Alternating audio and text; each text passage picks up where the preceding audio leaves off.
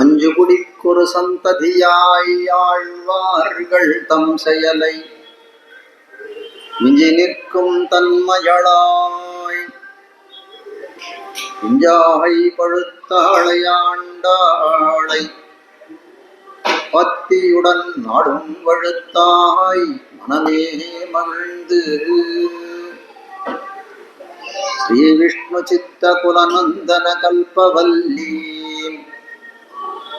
ஸ்ரீரங்கராஜ ஹரிச்சந்தன யோக திருஷ்யாம் சாக்ஷாத் க்ஷமாம் கருணயாம் கமலாமிவான்யாம் கோதாமனன்யசரணः சரணம் பிரபத்யே. ஆண்டாள் திருவடிகளே சரணம்.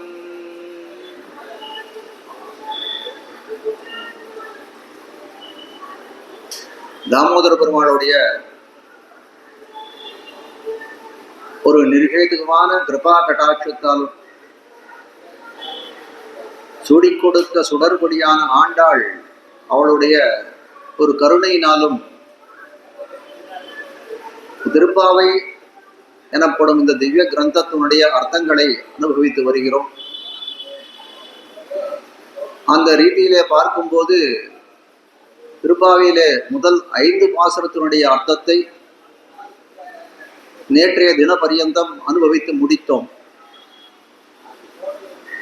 இன்னைக்கு அனுபவத்துக்கு விஷயமாக இருக்கக்கூடியது 6வது பாசுரமானது புள்ளும் சிலம்பினகான் என்று தொடங்கக்கூடிய பாசுரம். கீழே தெரிவித்த முதல் 5 பாசுரங்கள் இந்த திருப்பாவைக்கு ஒரு முன்னுரை போலே. திருப்பாவைன்னு சொல்லக்கூடியது எதனால ஏற்பட்டது, இந்த திருப்பாவையாலே இவர்கள் சொல்லக்கூடிய காரியம்தான் என்ன, இதனாலே அடையக்கூடிய பயன் என்ன அப்படின்ற விஷயங்களை எல்லாம் அந்த 5 பாசுரங்களை முன்னுரையாக கொண்டு தெரிவித்தார்கள். அந்த திருப்பாவைக்கு முக்கிய நோக்கமானது எம்பெருமானை திருப்பள்ளி உணர்த்துவது, பாகவதர்களை திருப்பள்ளி உணர்த்துவது. திருப்பள்ளி உணர்த்துவதுன்னா தூக்கத்தில் இருப்பவர்களை எழுப்புவதுன்னு அர்த்தம். ஆழ்வார்கள்லாம் இருக்காள், பொய்கையா பூதத்தார் போன்ற ஆழ்வார்கள் எல்லாம் அவர்களெல்லாம் நம்மை போல ஒரு சம்சாரிகளாகத்தான் இந்த உலகத்திலே பிறந்தார்கள். இந்த உலகத்துக்கு பேர் என்னன்னா இருள் தருமா ஞானம்னு பேரு.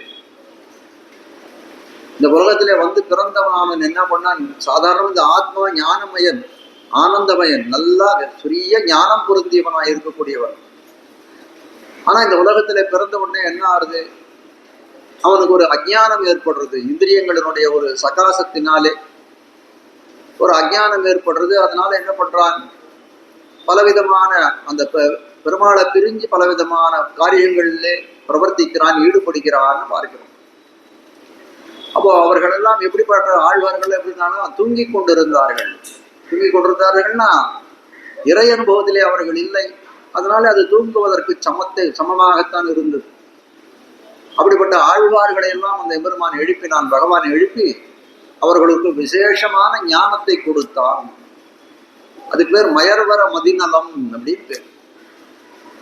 அப்படிப்பட்ட அந்த ஞானத்தை கொடுத்ததுனாலே அந்த ஆழ்வார்கள் என்ன பண்ணார்கள்னா, நம் போல இருக்கக்கூடிய பின்னாலே வரக்கூடிய சந்ததிகள் எல்லாம் ஞானத்தை அடைந்து அந்த பகவானுடைய திருவடியை அடைவதற்கு ஒரு காரணமாக திவ்ய பிரபந்தங்களை எல்லாம் பாடினார்கள் அப்படின்னு பார்க்கிறோம். இப்படி ஆழ்வார்கள் எல்லாம் எழுப்பின அந்த பகவான் தான் என்ன பண்ணான்னா, அதுக்கப்புறம் அவன் உறங்கி போனான். அப்படிப்பட்ட அந்த எம்பெருமானை எழுப்பினாள் ஆண்டாள்னு சொல்லக்கூடியவள்.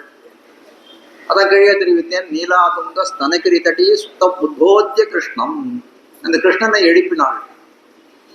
எழுப்பினோடனே கேள்வி கேட்கிறான், எதுக்காக என்னை நீ எழுப்பினாள் அப்படின்னு கேட்கிறான்.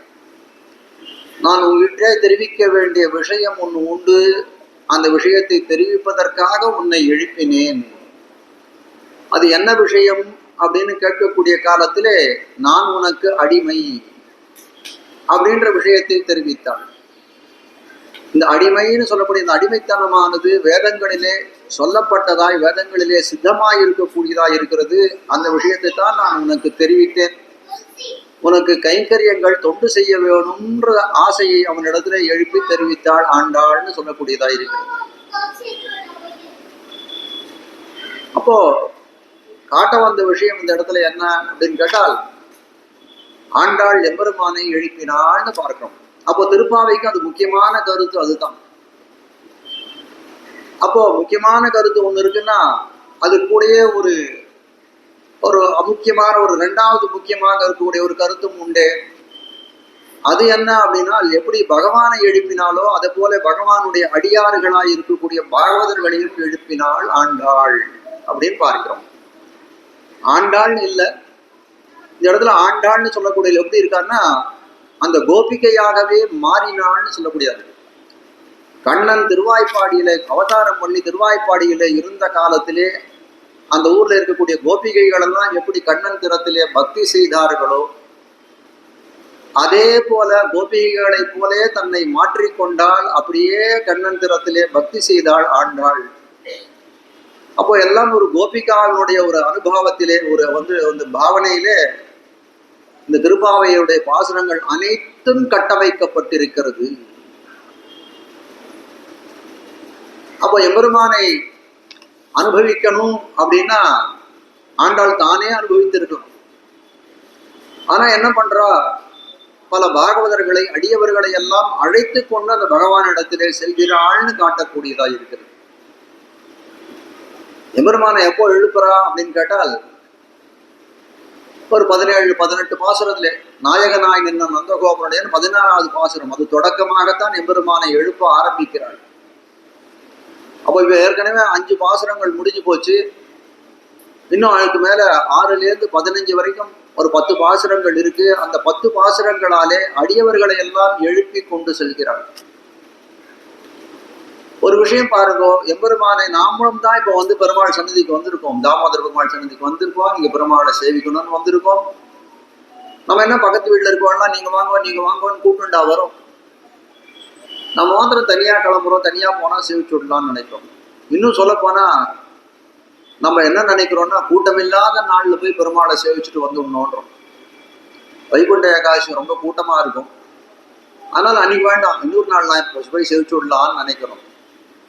ஆனால் ஆழ்வார்களோ ஆச்சாரியர்களோ அந்த மாதிரி கருதுவதில்லை. எப்பேற்பட்ட அந்த கூட்டத்துல தான் போய் நம்ம இது பண்ணணும். வன் பொன்னி பேராறு போல் வரும் கண்ணநீர் கொண்டு அரங்கன் கோயில் திருமுத்தம் செரு செய் தொண்டர் சேவடி செழுஞ்சேரன் சென்னிக்கணிவனே. அவர் சொல்றார், அந்த கூட்டம் எப்படி இருக்கணும்னா பெரிய மகத்தான கூட்டமா இருக்கணும். குலசேகர ஆழ்வார் பெருமாள் திருமொழின்ற திவ்ய பிரபந்தத்துல இந்த பாசுரத்தை பாடுறான். ரொம்ப பெரிய கூட்டமா இருக்கணும். அந்த கூட்டத்துல இருக்கிறவர்கள்லாம் அந்த பகவானை பார்த்த உடனே அப்படியே பக்தி பரவசத்தாலே கண்ணீர் சொரிய வேணும். அந்த கண்ணீரானது எப்படி ஒரு வன்பொன்னி பேராறு போல் காவிரி ஆறு எப்படி பெருகிறதோ அதை போல பெருகணும்.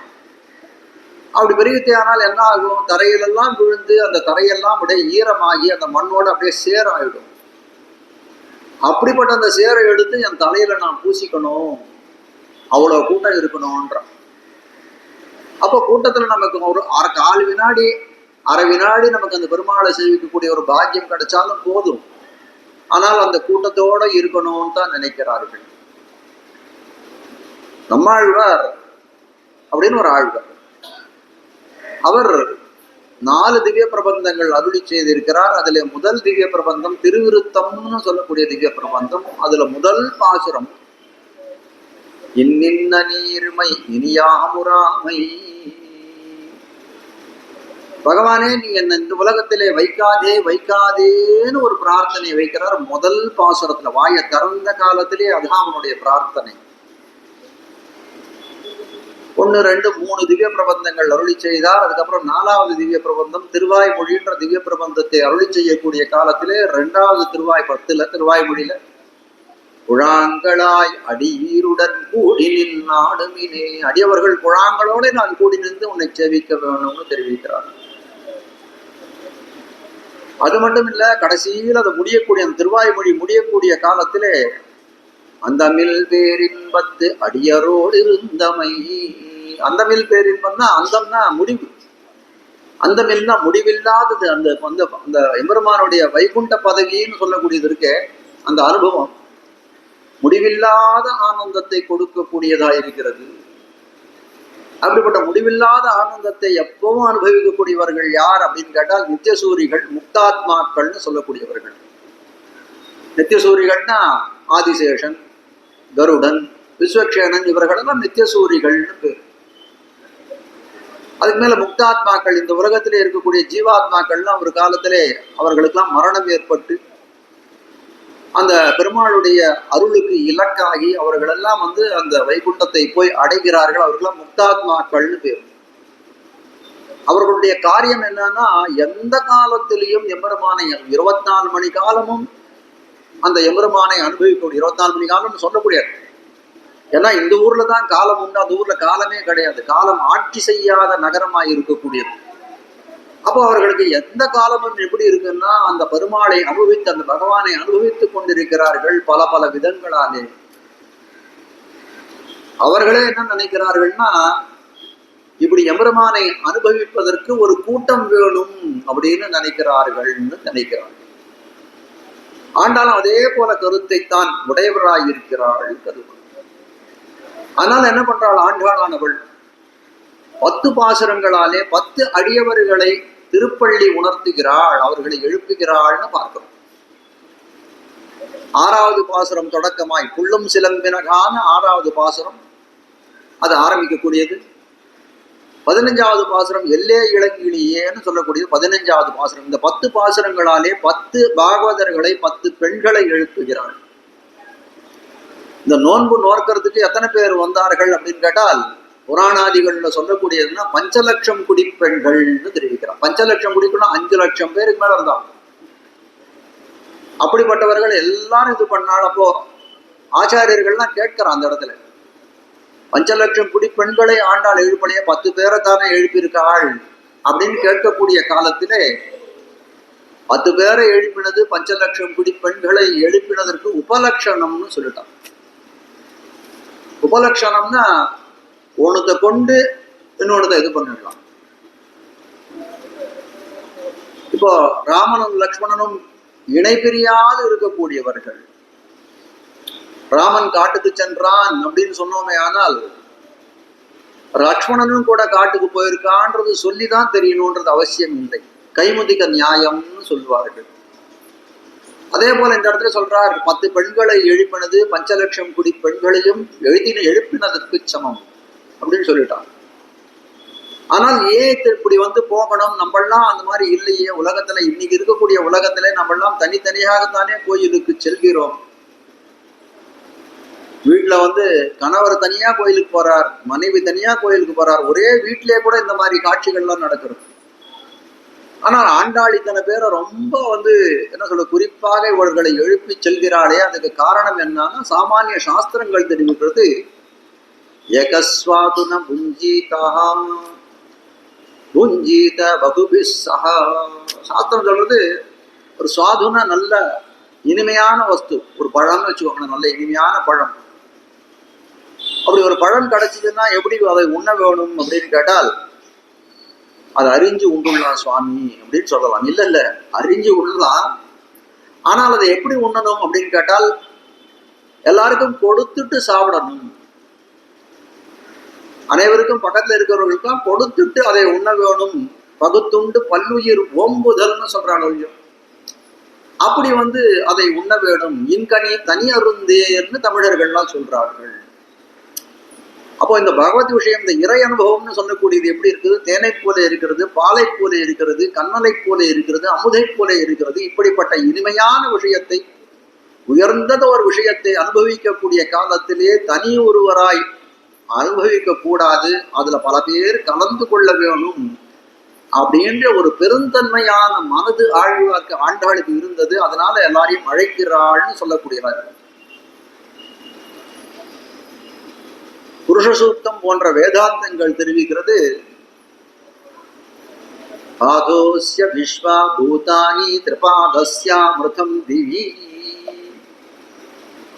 இந்த வைகுண்டம்னு சொல்லக்கூடிய அந்த பிரதேசம் இருக்கு இல்லையா, அந்த பூமி இருக்கு இல்லையா, அந்த இடம் எப்பேற்பட்டது அப்படின்னு கேட்டால், அதுக்கு கீழே இருக்கக்கூடிய நிலங்கள் எல்லாம் ஒரு அண்டம்னு சொல்லக்கூடியது. 7 லோகம் 14 லோகம் அதெல்லாம் சேர்ந்தது ஒரு அண்டம்னு சொல்லக்கூடியது. அந்த அண்டங்கள் எல்லாம் சேர்ந்து கால் பகுதியை உடையத்தா இருக்கிறது இந்த ஸ்ரீவைகுண்டம்னு சொல்லக்கூடியது. அது எப்படிப்பட்டதா இருக்கிறதுனா, 3/4 பகுதியை உடையதா இருக்கிறது. அப்படிப்பட்ட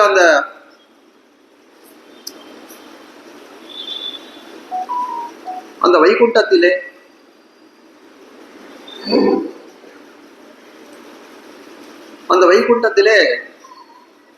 எம்பெருமான் எத்தகைய குணங்கள் படைத்தவனாய் இருக்கிறான் பார்த்தால், எல்லாவித குணங்களும் எல்லா நிலைகளிலும் உண்டு. எம்பெருமானுக்கு 5 நிலைகள் உண்டு. பரம், யூகம், விபவம், அந்தர்யாமி, அர்ச்சைன்னு சொல்லக்கூடிய 5 நிலைகள் உண்டு. அப்போ அந்த வைகுண்டத்துல கூட அந்த எம்பெருமானுக்கு எல்லா விதமான குணங்களும் உண்டு. ஞானம், சக்தி, பலம், ஐஸ்வர்யம், வீரியம், சக்தி, தேஜஸ்ன்னு சொல்லும்படியாய் 6 குணங்கள், ஷட்குணங்கள். அந்த குணங்கள் எல்லாம் அந்த எம்பெருமானுக்கு உண்டு. ஆழ்வார்கள் சொல்லக்கூடிய காலத்திலே எண்ணில் பல்குணத்தன் அப்படின்னு தெரிவிக்கிறார்கள். எண்ண முடியாத கல்யாண குணங்களை பலவற்றை உடைத்தாய் இருக்கக்கூடியவனவன் சொல்லுகிறார்கள். ஆனால் அந்த வைகுண்டத்திலே எந்த குணம் பிரகாசிக்கிறது? ஒரு குணம்னு ஒருத்தருக்கு இருந்ததுன்னா, ஒருத்தர் கொடையாளி அப்படின்னா அந்த குணம் பிரகாசிக்கணும்னா அவர் கொடையை தானம் பண்ணணும். ஒருத்தர் தர்ம நெறியிலே சிறந்தவராய் இருக்கார் அப்படின்னு அறநெறியாளர் அப்படின்னு சொன்னோமே, ஆனால் அந்த அறநெறிக்கு தகுந்தபடி அவருடைய நடத்தை இருக்க வேணும். அப்பதான் அவர் அறநெறியாளர். அவருக்கு அறநெறி தெரியும், அவரிடத்துல தானம் பண்றதுக்கு நிறைய சொத்து இருக்கு அப்படின்னா அவர் கொடையாளி ஆக முடியாது, அறநெறியாளரும் ஆக முடியாது. அப்போ வைகுண்டத்துல அந்த எம்பெருமானுக்கு எல்லா விதமான குணங்களும் பொருந்தியவனாய் இருக்கான். ஆனால் அந்த ஊர்ல இருக்கக்கூடிய மக்கள் எப்படி இருக்கான்? நித்தியசூரிகள், முக்தாத்மாக்கள்னு சொல்லக்கூடியவர்கள் எல்லாம் எந்த விதமான தோஷரகிதமாய், எந்த விதமான குற்றங்களையும் செய்யாதவர்களாய், பரம பவித்திரர்களாய் இருக்கிறார்கள். அப்போ அதனால என்ன ஏற்படுறது அப்படின்னு கேட்டால், எம்பெருமானுக்கு தயைன்னு ஒரு குணம் இருக்கு. தயைனா தயவு, நம்ம இடத்துல ஒரு கருணை, இரக்கம் இருக்கிறது. நம்ம பண்ணக்கூடிய தப்புக்களை எல்லாம் மன்னிக்கக்கூடிய க்ஷமான்னு சொல்லக்கூடிய பொறுமை குணம் இருக்கிறது. அதெல்லாம் அந்த ஊர்ல விலை செல்லுமா அப்படின்னு கேட்டால், தப்பு பண்ணாத ஊர்ல இந்த மாதிரி குணங்கள் எல்லாம் விலை செல்லாது. ராமாயணத்துல வால்மீகி பகவான் தெரிவிக்கிறார், அயோத்தியா தேசத்திலே கொடையாளிகளே கிடையாதுன்னு. ஏன் சுவாமி, எல்லாரும் ரொம்ப கருமியா அந்த ஊர்ல, யாரும் தானம் பண்ண மாட்டாளா அப்படின்னு கேட்டால், தர்மம் வாங்குவதற்கு அந்த ஊர்ல யாச்சகர்களே கிடையாது, அதனால அந்த ஊர்ல யாரும் கொடையாளியே கிடையாதுன்றாங்க. அதுபோல தோஷங்கள் செய்வதற்கு, குற்றங்கள் புரிவதற்கு இல்லாத பூமியிலே எம்பெருமானுக்கு தயைன்ற, கருணைன்ற குணம், மன்னிக்கக்கூடிய குணம், இதெல்லாம் இருந்து என்ன பிரயோஜனம்? பகல் விளக்கு போலே இருக்கிறது. அப்ப இந்த பூமியில எப்படி இருக்கு? நம்மளாம் எப்படிப்பட்டவர்களாய் இருக்கிறோம் அப்படின்னு கேட்டால், குற்றங்களையே புரிபவர்களாய் இருக்கிறோம். அப்போ இந்த குற்றங்களை என்ன பண்றான் அவன்? குற்றங்களை மன்னிப்பதற்காகவும், இந்த குற்றங்களை கண்காணாமல் இருப்பதற்காகவும், இந்த குற்றங்களை எல்லாம் நாம் செய்யக்கூடிய குற்றங்களை எல்லாம் நற்றங்களாக கொள்வதாகவும் அவனுடைய குணம் இருக்கிறது. அப்போ அவனுடைய குணங்கள், இந்த தயை, க்ஷமைன்னு சொல்லக்கூடிய குணங்கள் எல்லாம் இருட்டறையிலே விளக்கு போலே பிரகாசிக்கக்கூடிய இடம் எது அப்படின்னு கேட்டால், இந்த பூலோகம்னு சொல்லக்கூடியது தான் அப்படின்னு அறிந்து கொள்ளலாம்.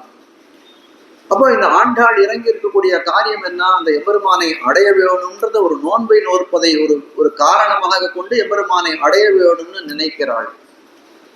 இப்படிப்பட்ட ஒரு செயலுக்கு, ஒரு கிரிசைக்கு எவ்வளவு பேர் வேணும்? 5 லட்சம் கோடி பெண்கள் சேர்ந்தார்கள்னு சொன்னா அது கூட ஒன்றும் கிடையாது. 50 கோடி பேர்கள் வர வேணும். 5 லட்சம் கோடி போதாது, 50 லட்சம் கோடி பேர்கள் வந்தாலும் அவனுடைய குணத்தை எந்த விதமான பஞ்சமின்றி அவன் கொடுப்பதற்கு சக்தி படைத்தவனாய் இருக்கிறான் அந்த எம்பெருமான் அப்படின்னு சொல்லக்கூடியதா இருக்கிறது.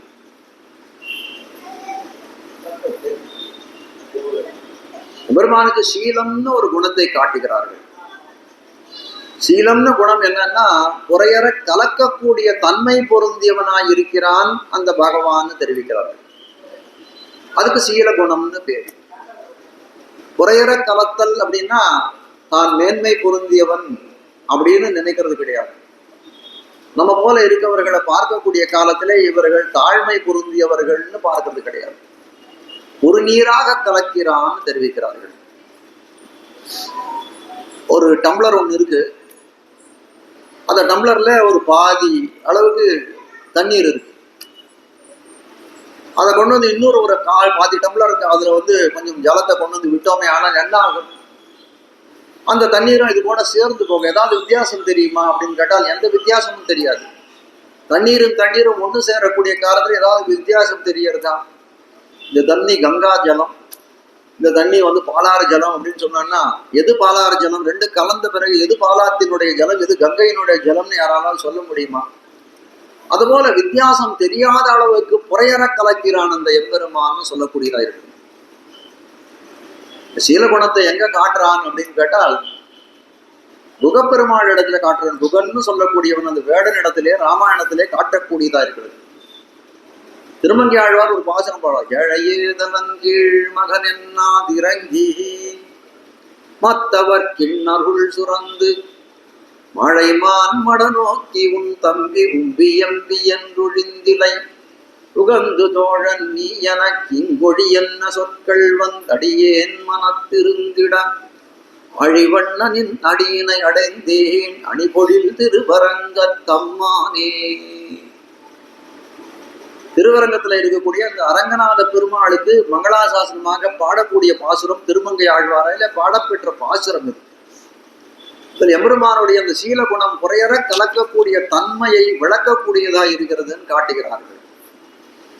குகப்பெருமாள் எம்பெருமான் இந்த காட்டுக்கு போறாராம். காட்டுக்கு போகக்கூடிய காலத்திலே அந்த குகன்னு சொல்லக்கூடிய வேடனானவன் அந்த ராமந்திரத்திலே ஒரு காதலோடே அங்க சேர்றான்னு பார்க்கிறான். அப்போ ராவணன் என்ன பண்றான்? அவனை தன் நண்பனாக ஏற்றுக்கொள்கிறான்.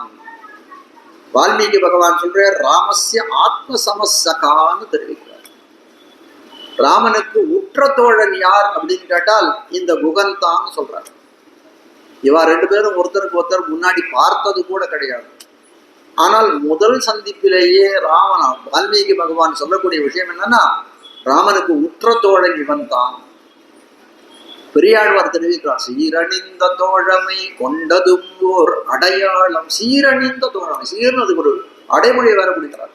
எப்பேற்பட்ட நட்பு ரெண்டு பேருக்கும், அது அப்பேற்பட்ட ஒரு நட்பு ரெண்டு பேருக்கும் ஏற்பட்டது. ஆனால் இந்த நட்புக்கு பாருங்க, ஏதாவது ஒரு இது இருக்கா அப்படின்னு கேட்டால் குகனுடைய தன்மை என்ன, ராமனுடைய தன்மை என்னன்னு பாருங்க. ஏழை என்று இறங்காது, ஏதலன் என் இறங்காது, கீழ்மகன் என் இறங்காது என்று சொல்லும்படியாய் அவனை ஏழான்னு பார்க்கல. ஏழன்னா வறியவன், சொத்து இல்லாத, பணம் இல்லாதவன் அர்த்தம் இல்லை. அவிவேகி, புத்தி அவ்வளவு ஒரு பெரிய ஞானம் கிடையாது. ஏன்னா வேடர் குலத்திலே பிறந்தவன் ஆதலாலே அவனுக்கு பெரிய ஞானம் கிடையாது. ஆனால் அந்த பக்கத்துல ராமனை பாருங்க, அவனோட கலந்த ராமன் எப்படிப்பட்டவன் அப்படின்னு கேட்டால் சகல வேதங்களையும் வசிஷ்டர் திருவடியிலே நன்னாக அத்தியனம் பண்ணவனா இருக்கக்கூடியவன், அறநெறி அறிந்தவன், ஒரு ராஜ்யத்தை ஆளக்கூடிய சாமர்த்தியம் பொருந்தியவன், தசரதனுக்கு பிள்ளையாய் பிறந்தவன், இக்ஷ்வாகு வம்சத்தினை குலத்தோன்னல், பலவிதமான பெருமைகள் உடையவனாய் ஞானம் பொருந்தியவனாய் இருக்கக்கூடியவன்.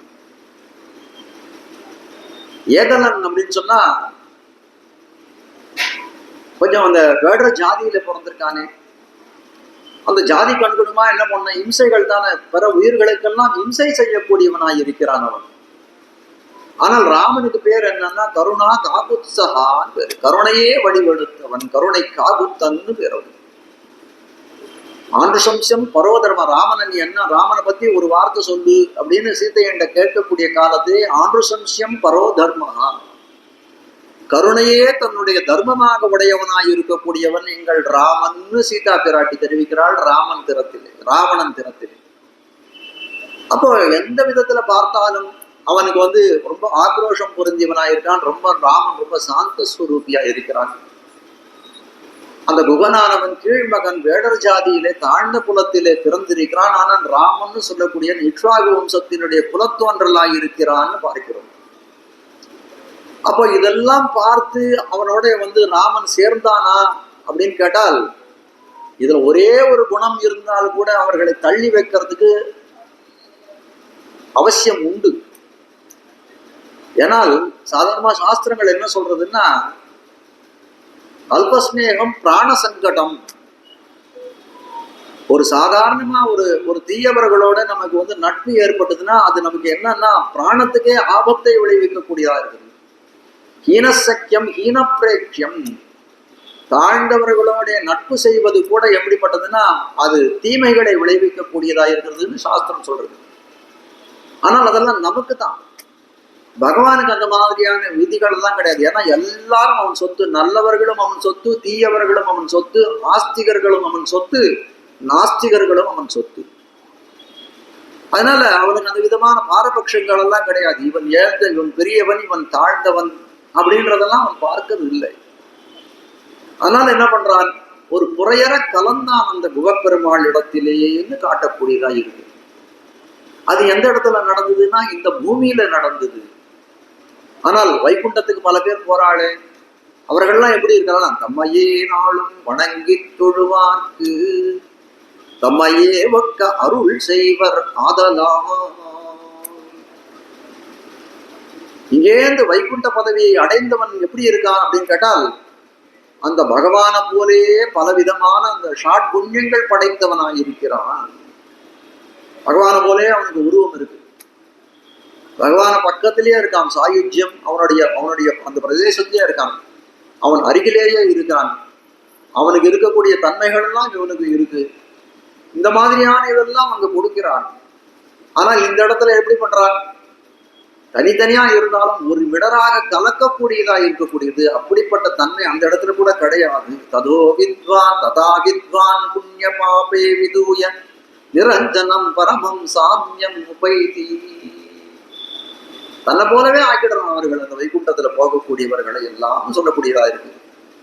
அப்போ அப்படிப்பட்ட அந்த வைகுண்டத்திலே அந்த எம்பெருமான் என்ன குணத்தை காட்டுறான் அப்படின்னா, தன்னுடைய மேன்மை பரத்துவம்னு சொல்லக்கூடிய அந்த மேன்மை குணத்தை மட்டும்தான் அவ்விடத்திலே காட்டுவதற்கு வழி உண்டே தவிர, அவருடைய இந்த சீல குணத்தை காட்டுவதற்கு வழி உண்டா, கருணையை காட்டுறதுக்கு வழி உண்டா, எளிமையை காட்டுறதுக்கு வழி உண்டா அப்படின்னு கேட்டால் எந்த குணத்தையும் காட்டுவதற்கு வழி இல்லாத ஊர் அந்த ஊர்னு சொல்லக்கூடியதா இருக்குது. அதனால என்ன பண்றாய், இந்த இடத்துலதான் அனுபவத்துக்கெல்லாம் அவனுடைய குணங்களை எல்லாம் விளங்கக்கூடிய இடமா இருக்கிறது நம்ம அறிந்து கொள்கிறோம். சரி சுவாமி, அதனால ஆண்டாள் ஒரு 10 பேரை கூட்டின்னு போறா, 5 லட்சம் குடி பெண்களை கூட்டின்னு போறா அப்படின்னா அது எதனால, தானே பண்ணலாமே, எல்லா குணங்களும் எம்பெருமானுக்கு இருக்கு, தனியா போய் அதெல்லாம் அனுபவிக்கலாமே அப்படின்னு கேட்டால் இல்ல. அந்த இறை அனுபவம்னு சொல்லக்கூடியது எப்படி தெரியுமா, நெஞ்சால் நினைப்பரிதால் வெண்ணையூன் என்னும் ஈனச் சொல்லேன்னு நம்மாழ்வார் சொல்றார். அந்த பகவத் அனுபவமானது எப்படிப்பட்டதுன்னா, நெஞ்சால் நினைக்கவும் அரிதாய் இருக்கிறது என்று சொல்லக்கூடியதாய் இருக்கிறது. இமையோர் தமக்கும் தன் சார்பில்லாத தனிப்பெருமூர்த்தி நெஞ்சால் நினைப்பரிதால் வெண்ணையூன் என்னும் ஈனச் சொல்லே. இமையோர் தமக்குன்னா அந்த நித்தியசூரிகள், அந்த பரமபதத்தில் இருக்கக்கூடியவர்கள் கூட என்ன நினைக்கிறாலும், தனியா இந்த எம்பெருமான அனுபவிக்க முடியாதுன்னு நினைக்கிறான். அவர்களுக்கே அப்படின்னா நம்மளால எப்படி, பெரியாழ்வார் பாடுறான், அழியான் என்னும் அழமொழையில் பாய்ச்சி அகப்படுத்தி. எம்பெருமான் எப்படிப்பட்டவன் அப்படின்னு கேட்டால், ஒரு காட்டாற்று வெள்ளத்தை போலே அவன். ஒரு வெள்ளத்தை கடந்து போகணும், இந்த காட்டாற்று வெள்ளத்தை கடந்து போகணும்னா ஒருத்தரா தனியா கடந்து போவாளா, ஒரு 10 பேர் சேர்ந்தா ஒருத்தர் கையை ஒருத்தர் பிடிச்சிப்பா அப்படியே போய் சேர்றாளோ இல்லையோ. அது போல பகவத் அனுபவம்னு சொல்லக்கூடியது எப்படிப்பட்டதா இருக்குது, காலாழும் நெஞ்சழியும் கண் சுழலும். நம்மளுடைய கரணங்கள் எல்லாம் சிதிலமாகி போகிறது அந்த இறை அனுபவத்தாலேன்னு சொல்லக்கூடியதா இருக்கு. அப்போ என்ன பண்ணணும், நமக்கு துணை வேணுமே, உசா துணை வேணுமேன்னு தெரிவிக்கிறார். ஈட்டம் கண்டிட கூடுமேல், குலசேகர பெருமான்ற பாடுறார் குலசேகர ஆழ்வார். ஈட்டம் அன்பர் ஈட்டம் கண்டிட கூடுமேல் அது காணும் கண் பயனாவதே. இந்த அடியவர்களுடைய ஒரு கூட்டத்தை இந்த கோவில்ல பார்த்தோமே ஆனால் என் கண் படைத்த பயன் இன்னைக்குதான் எனக்கு வந்ததுன்னு சொல்லக்கூடியதா இருக்கிறது. அன்பொடு தென் திசை நோக்கி பள்ளி கொள்ளும் அணியரங்கன் திருமுத்த தடியார் தங்கள் இன்பமிகு பெரும் குழுவு கண்டு யான் இசைந்துடனே என்ன போலோ இருக்கும். நான் என்னைக்கு இந்த திருவரங்கத்திலே இந்த திருமுத்தத்திலே இருக்கக்கூடிய அடியவர்களை குழுவை கண்டு ஆனந்திக்க போகிறேன்னு குலசேகர ஆழ்வார் பாடுகிறார்னு பார்க்கிறோம். அப்ப காட்ட வந்த விஷயம் இந்த இடத்துல என்ன அப்படின்னு கேட்டால், பகவத் அனுபவம், அதுவும் இந்த நிலத்திலே இருக்கக்கூடிய பகவத் அனுபவம் ரொம்ப சிறந்தது. ஆனால் அது ஒரு பெரிய வெள்ளம். அதை நாம் தனியாக சேர்ந்து அனுபவிக்க கூடாதுன்னு ஒரு காரணத்தை சொல்றார். இன்கனி தனி அருந்தேல் அப்படின்றதுக்காக அந்த அனுபவத்தை சேர்ந்துதான் பண்ணணும், நல்ல அனுபவத்தை அப்படின்னு ஒரு காரணத்தை தெரிவிக்கிறார். விபீஷணன் ராமனை பார்த்து சரணடையணும்னு வரான். அப்படி வரக்கூடிய காலத்திலே ராமன் எங்க இருக்கான்னா, ஒரு கடற்கரையில இருக்கிறான். திருப்புல்லாணின்னு சொல்லக்கூடிய இந்த சேது சமுத்திரத்தினுடைய கடற்கரையிலே ராமன் இருக்கிறான். ஒன்னும் கட்டுக்காவல்லாம் ஒன்றும் கிடையாது. விபீஷணன் நினைச்சிருந்தா என்ன பண்ணிருக்கலாம், நேர ராமன் திருவடிகளிலே போய் சரணடைந்து, ராமா நான் உன் திருவடிகளிலே சரணடைந்தேன், என்னுடைய சரணாகதியை அங்கீகாரம் பண்ணு அப்படின்னு கேட்டிருக்கலாம். ஆனால் அவன் அப்படி பண்ணானா அப்படின்னு கேட்டால் அப்படி பண்ணல. என்ன பண்ணான், சுக்ரீவனிடத்தை போய் சொல்றான், நிவேதயதி மாம் க்ஷிப்ரம் விபீஷணம் உபஸ்திதம். என்னுடைய இதை போய் நான் விபீஷணன் வந்திருக்கேன், ராமனை அடிபணிய வந்திருக்கேன் அப்படின்றத போய் நீ விபீஷணன் வந்திருக்கான்றத போய் நீ ரொம்ப சீக்கிரமாக சுக்ரீவா நீ போய் ராமனிடத்திலே சொல்லு, ரொம்ப சீக்கிரமா போய் சொல்லுன்றான். ஏன் சீக்கிரமா ஏன் போய் சொல்லணும்னா, இந்த நெஞ்சானது எப்படிப்பட்டதுன்னா நின்னவா நில்லா நெஞ்சு. இன்னைக்கு இந்த நெஞ்சானது இங்க நம்ம உட்கார்ந்துட்டு இருக்கோம், ஆனா நம்முடைய கவனங்கள்லாம் எங்க இருக்குன்னு யாருக்குமே சொல்ல முடியாது.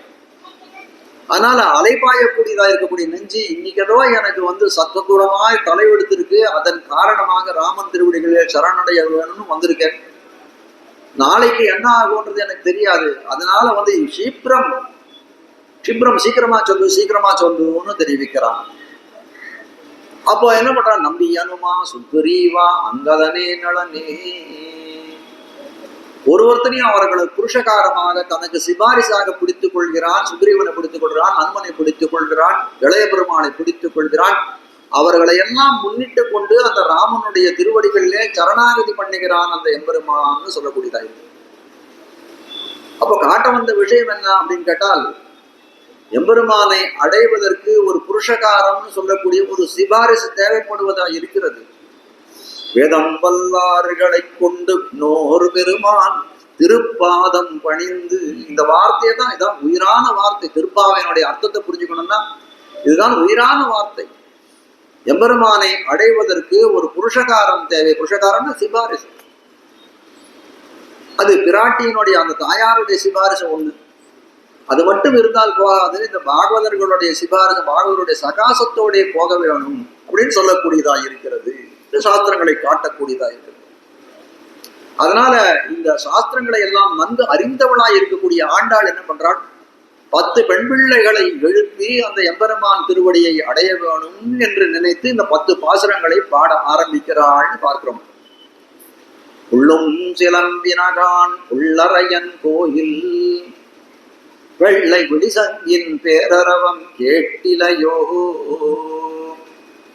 பிள்ளாய் எழுந்திராய் பேய் முறை நஞ்சுண்டு கள்ளச்சகடம் கலக்கடிய காலோச்சி வெள்ளத்தரவில் துயிலமர்ந்த வித்தினை உள்ளத்து கொண்டு முனிவர்களும் யோகிகளும் வெள்ள எழுந்தரியன்ன பேரரவம் உள்ளம் புகுந்து குளிர்ந்து.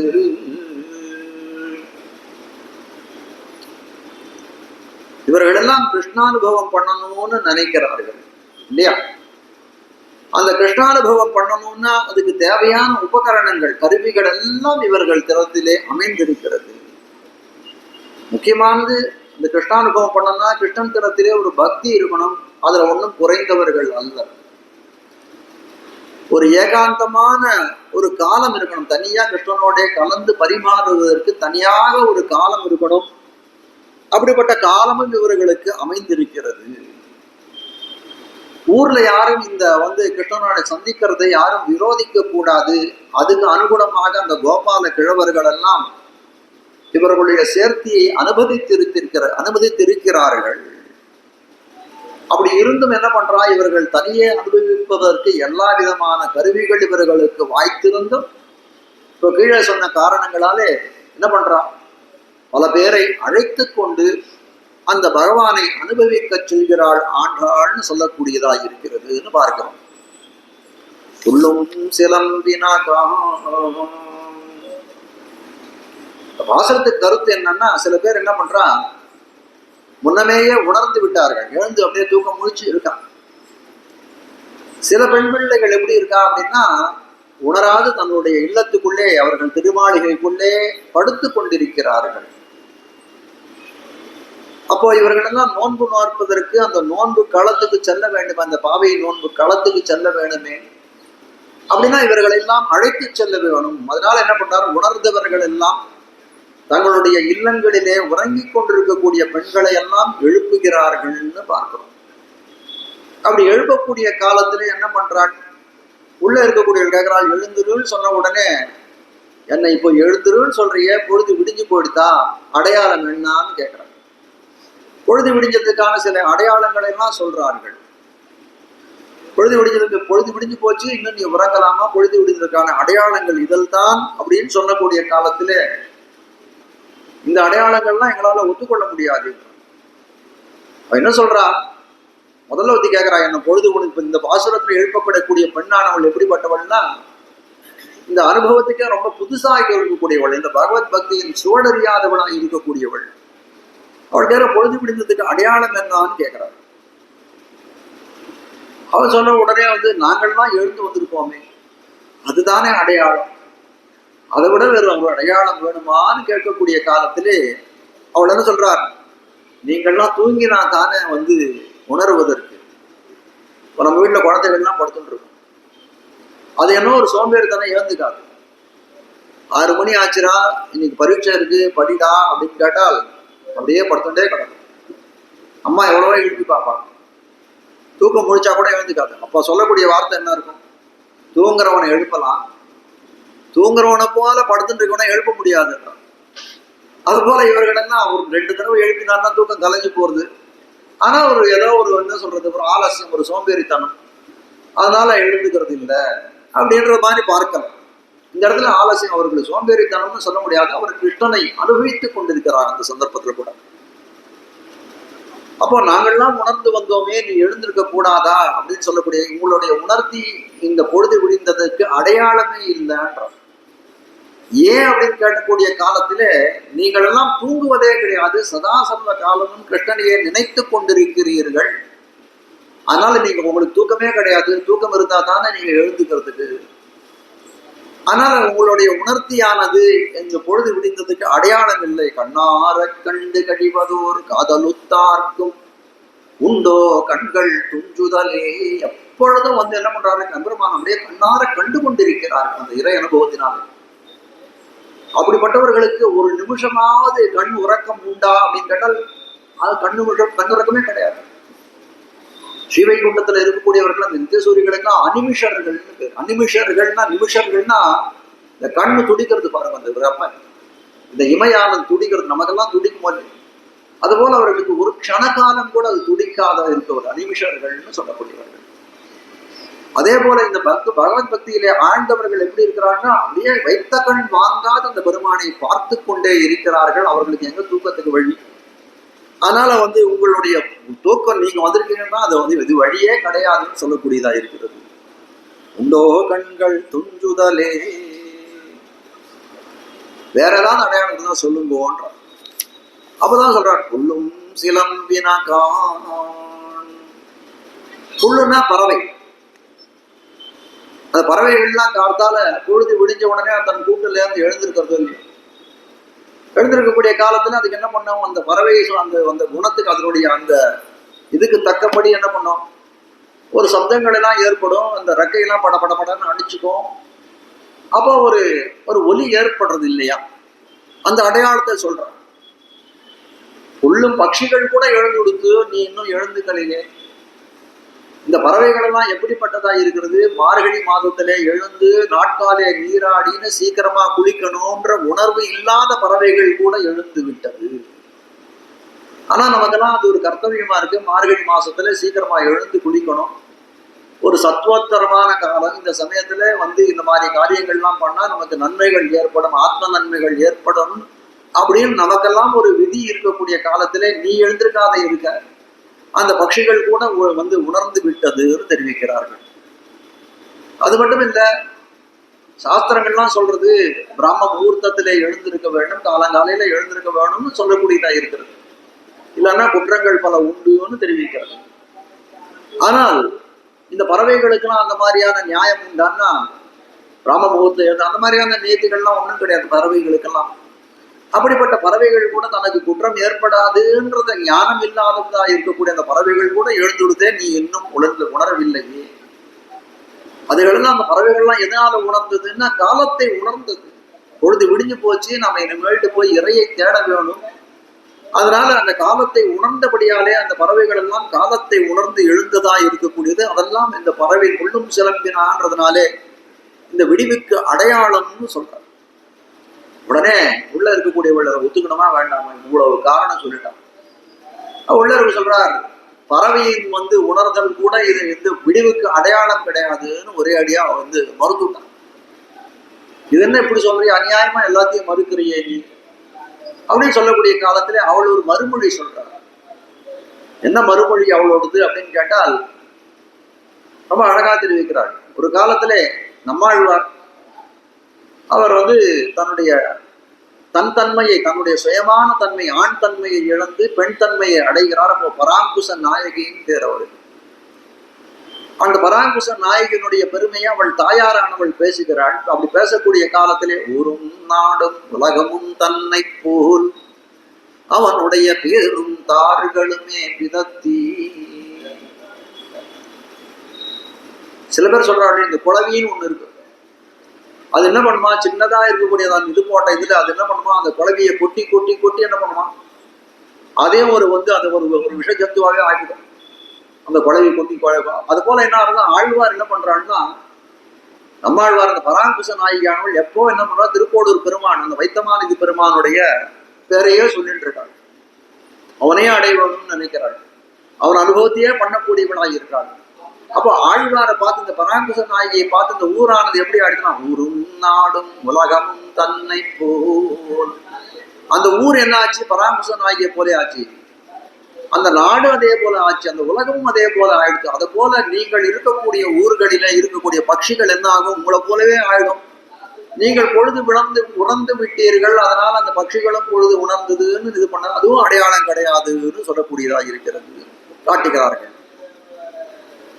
பட்சின்னு சொல்லக்கூடியது, புல்லுன்னு சொல்லக்கூடியது எப்படிப்பட்டதுன்னு கேட்டால் ஒரு ஞானத்தை நமக்கு கொடுக்கக்கூடியதா இருக்கிறது. ஆச்சாரிய ஹிருதயம் அப்படின்னு ஒரு கிரந்தம், அதுல சொல்லக்கூடியது என்னன்னா, சேர்ப்பாரை பட்சிகளாக்கி ஞான கர்மங்களை சிறகன்னு குரு சிஷ்யஸ்தானே பேசும். சில பேருக்கு சேர்ப்பார்கள் பேரு, கடகர் அப்படின்ற, கடகர்னா சேர்க்கக்கூடியவர். எம்பெருமான இடத்துல நம்ம கொண்டு போய் சேர்க்கக்கூடியவருக்கு பேர் என்னன்னா கடகர், சேர்ப்பார்னு பேர். அப்படிப்பட்ட அந்த சேர்ப்பாரை என்ன சொல்றான்னா, பட்சிகளாக்கி, பட்சிகள்னா பறவைகளாக்கி. அந்த பறவைகளுக்கு 2 ரெக்கைகள் உண்டு, அந்த பட்சம்னு சொல்லக்கூடிய ரெக்கைகள். அது என்னன்னா ஞானம் கர்மம்னு சொல்லக்கூடியது. அவர்கள் இருக்கக்கூடிய ஞானத்தினாலேயும் அவர்களுடைய அந்த அனுஷ்டானத்தினாலேயும் அவர்கள் எப்படி அதை ரெக்கையாக கொண்டு அவர்களை என்ன சொல்றோம், குருன்னு சொல்றோம், சிஷ்யன்னு சொல்றோம், சப்ரம்மச்சாரின்னு சொல்றோம். அப்படியெல்லாம் சொல்லக்கூடியவர்களா இருக்கக்கூடிய அவர்களாம் நம்மளை கொண்டு போய் எம்பெருமான திறத்திலே சேர்க்கக்கூடியவர்களா இருக்கக்கூடியவர்கள்னு பார்க்கிறோம். வேதாந்தத்துல பிரம்மசூத்திரத்திலே ஒரு கதை சொல்றாங்க. அந்த புல்லுன்ற பட்சியினாலே எவ்வளவு நன்மைகள் நமக்கு விளையக்கூடியதா இருக்கிறது அப்படின்னு கேட்டோம். ஆனால் ஒரு கதையை தெரிவிக்கிறார். ஜானஸ்ருதின்னு ஒரு பெரிய தார்மீகர் ஒருத்தர் இருந்தார். நல்ல அறநெறியிலே நடக்கக்கூடியவர், நல்ல தான தர்மங்களை எல்லாம் செய்யக்கூடியவர்.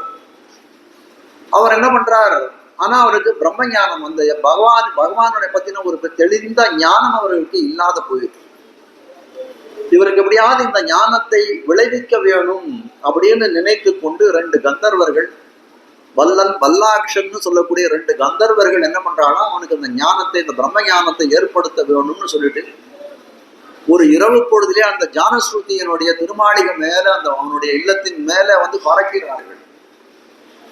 அந்த ஜானஸ்ருதின்னு சொல்லக்கூடியவர் அவர் வீட்டு மாடியில படுத்து கொண்டிருக்கிறார். அப்படி படுத்து கொண்டிருக்கக்கூடிய சமயத்திலே அந்த ஒரு அம்ச பட்சியானது கேட்கறது, இங்க படுத்துட்டு இருக்காரு, இவர் யார் தெரியுமா, இவருக்கு இந்த பட்சிகள் பேசுறதெல்லாம் அந்த ஜானஸ்ருதிக்கு கேட்கறது. அதோட இது படுத்துட்டு இருக்காரு, இவர் யார் தெரியுமா அப்படின்னு ஒரு பறவை கேட்டுதான். மற்றொரு பறவை சொன்னதான், ஏன் தெரியாது, இவர் தான் ஜானஸ்ருதி, மகா தார்மிகர், இந்த ஊர்லயே ரொம்ப நல்லவர் அப்படின்னு சொல்லிட்டான். உடனே அடுத்த பக்தி சொல்லித்தான், அதெல்லாம் உண்மைதான், ஆனால் இவருக்கு ரைட்வர்ன்ற ஒரு பெரிய மகா ஞானிய போதே பிரம்ம ஞானம் கிடையாது, அதனால இவர் கொஞ்சம் குறைப்பட்டவர் தான் அப்படின்னு சொல்லிவிட்டான். உடனே ஜானஸ்ருதின்றவர் அதெல்லாம் கேட்டுன்னு இருந்தா அவருக்கு தூக்கி வாரி போடுறது. நமக்கு எல்லா பேரும், நமக்கு எல்லாம் நிறைந்திருக்கிறது, எல்லா விதமான குணங்களும் நிறைந்திருக்கிறது, அதனால வந்து ரொம்ப பெருமையோட இருக்கக்கூடியவராக இருக்கிறார். அவருக்கு நமக்கு இந்த பிரம்மஞானம் இல்லைன்னு இந்த பட்சிகள் சொல்லிடுத்து. உடனே தன்னுடைய பணியாட்களை எல்லாம் கூட்டார், வேலையாட்கள்லாம் அழைத்து அவர்களிடத்தே சொல்றார், நீ போய் ரைட்வரை தேடிட்டு வாங்க, ரைட்வர்ன்றவரை போய் எங்க இருக்காருன்னு தேடிட்டு வாங்குவோன்னு அனுப்புறாரு. அவருடைய பணியாட்கள் எல்லாம் போய் அந்த ரைட்வர்ன்ற அந்த ஞானியை தேடிட்டு போறா. ஊர் பூரா தேடினா எந்த இடத்துலயும் அந்த ரைட்வர்ன்றத கண்டே பிடிக்க முடியல அவளால. அப்போ திருப்பி பணியாட்கள்லாம் வந்து சொல்றான், சுவாமி அந்த ரைட்வரை பார்க்கவே முடியல, அவர் நீங்க சொல்றபடி அந்த ஞானி மகா ஞானின்னு சொல்லக்கூடிய ரைட்வரை பார்க்கவே முடியல, நாங்க ஒருத்தரை பார்த்தோம், அவருக்கு ரைட்வர்னு பேர் சொன்னா, ஆனால் அவர் எப்படி இருக்கார் அப்படின்னு கேட்டால் ஒரு வண்டியின் கீழே, ஒரு பழுதடைந்த ஒரு மாட்டு வண்டியின் கீழே உட்கார்ந்துட்டு இருக்கார். உடம்பெல்லாம் ஒரே கீழ்ஷ துணி, அழுக்கு உடம்பு. அது மட்டும் இல்ல, அந்த அவருடைய உடம்பெல்லாம் பார்த்தா ஒரு சொறி சரங்கு அப்படியே இதுவா இருக்கு. அவர் பேர் ரைட்வர்னு சொல்றா, நீங்க சொல்ற மகா ஞானி அவரா இருக்க முடியாது, வேற யாரும் அந்த ஊர்ல மகா ஞானியா இருக்கக்கூடிய யாருமே கண்ணுக்கு தென்படலையே அப்படின்னு. ஜானஸ்ருதி சொன்னாராம், அவர் தான், இப்படிப்பட்ட ஞானிகள் தான் இந்த மாதிரி இருப்பார், ஆனால் அவர் தான் நான் தேடிய ஆசாமி, வாங்க போலான்ட்டு நேர நிறைய ஐஸ்வர்யங்களெல்லாம் எடுத்துன்னு அந்த ரைட்வர் இடத்துல போறார். அவர் இடத்துல கொண்டு போய் அந்த ஐஸ்வர்யத்தெல்லாம் கொடுக்குறாரு.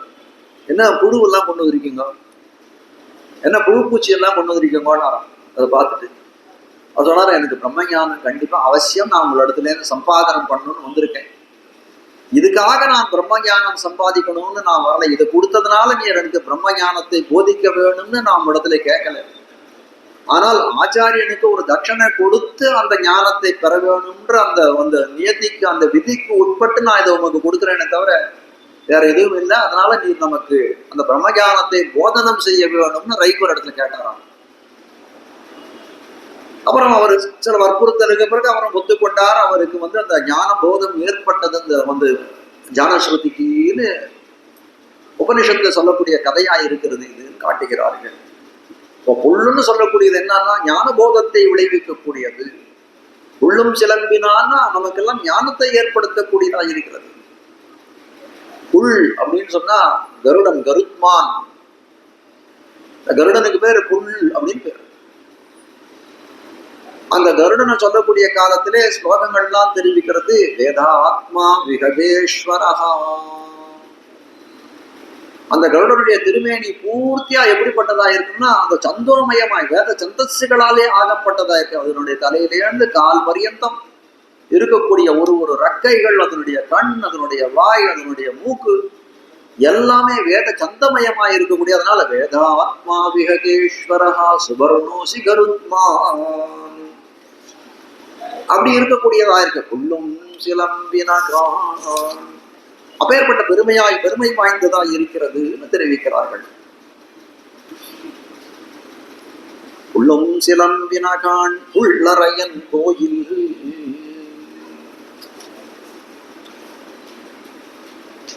அப்படி அந்த கருத்மான்னு சொல்லக்கூடியவன் எப்பேற்பட்ட பெருமை வாய்ந்தவனாய் இருக்கிறான். நம்மாழ்வார் தன்னுடைய திருவிருத்தம்ன்ற ஒரு இதுல திவ்ய பிரபந்தத்துல ஒரு பாசுரத்தை படலாம், உள்ளின் பின் போன தனி நெஞ்சமே. ஒரு சமயத்துல நம்மாழ்வார் அந்த எம்பெருமான கருடாரூடனா எழுந்து விடுகிறார். கருட சேவையில பெருமாள் ஏழல. அப்படி ஏழக்கூடிய காலத்திலே அந்த நன்னா சேவிக்கிறார், அந்த கருட சேவையை ரொம்ப நன்னா சேவிக்கிறார். அப்ப பார்க்கிறார், கருடன் மேல பெருமாள் ஆரோகணம் பண்ணிட்டு வருகிறார். அப்படி வரக்கூடிய காலத்திலே ஆழ்வாருக்கு ஒரு நினைவு தோன்றுகிறது. இந்த கருடனை பார்த்தப்பா, என்ன பாக்கியம் பண்ணவனா இருக்கான் அந்த கருடன். எந்த காலத்திலும் சதா சர்வ காலமும் இந்த எம்பெருமானுக்கு ஒரு தொண்டு புரியக்கூடிய ஒரு ஒரு ஒரு பாக்கியத்தை பெற்றவனா இருக்கிறானே. ஆள வந்தார், ஒரு ஸ்தோத்திரம் பண்றார் கருடனை பத்தி. தாசசகா வாகனமாசனம் த்வஜஹா யஸ்தே விதானம் யஜனம் த்ரயீமயஹ உபஸ்திதம் தேன புரோகருத்மதா த்வதங்கிரி சம்மர்த்தகிணாந்த சோபினா. கருடன் என்னவாகத்தான் இல்லைன்றார். அந்த அந்த பகவானுக்கு அவன் எப்படி இருக்கான்? தாசனாக இருக்கிறான், அடியவனாக இருக்கிறான், சகா நண்பனாக இருக்கான், வாகனமாக இருக்கிறான், ஆசனமாக இருக்கிறான், மேல்கட்டி விதானமாக இருக்கிறான், விசிறியாக இருக்கிறான், வேத திரைமையாய் உடம்பெல்லாம் வேத கந்தோமயமாக இருக்கக்கூடியவன் அந்த கருடன். எப்பேற்பட்ட பாக்கியம் படைத்தவனாய் இருக்கிறான் அப்படின்னு ஆழ்வார் நினைத்து கொண்டே இருக்கிறார். கருட சேவை உற்சவம் முடிஞ்சு கொடுத்து என்ன பண்றது, அந்த கருடனானது என்ன பண்ணிதான் அப்படியே பெருமாள் அந்த பரமபதத்துக்கு வைகுண்டத்து லோகத்துக்குள்ள போயிடுச்சு. இந்த அழகை பார்த்துட்டே இருந்தது. ஆழ்வாருடைய நெஞ்சமானது என்ன பண்ணுதான், புள்ளின் பின் போன தனி நெஞ்சமே, அது பின்னாடியே போயிடுது. போன நெஞ்சமானது என்ன பண்ணுதான், பரமபதத்துக்குள்ளேயும் போயிடுது, அந்த ஸ்ரீவைகுண்டத்துக்குள்ளேயும் ஆழ்வாருடைய நெஞ்சமானது போயிடுத்து. அந்த இடத்துல பார்த்தா எல்லாம் ஒரு பக்கத்துல அந்த நித்திய சூரியர்கள்லாம் இருக்கா, ஒரு பக்கத்துல முக்தர்கள்லாம் இருக்கா, பெருமாளுடைய ஸ்ரீதேவி, பூதேவி, நீலாதேவின்னு பிராட்டிமார்கள்லாம் இருக்கா. அப்படி ஒரு போக்கியமான ஒரு தசையை பார்த்து கொண்டிருக்க, அந்த சன்னிவேசத்தை பார்த்து கொண்டிருக்கக்கூடிய சமயத்துல ஆழ்வாருக்கு ஒரு சந்தேகம் ஏற்படுறது.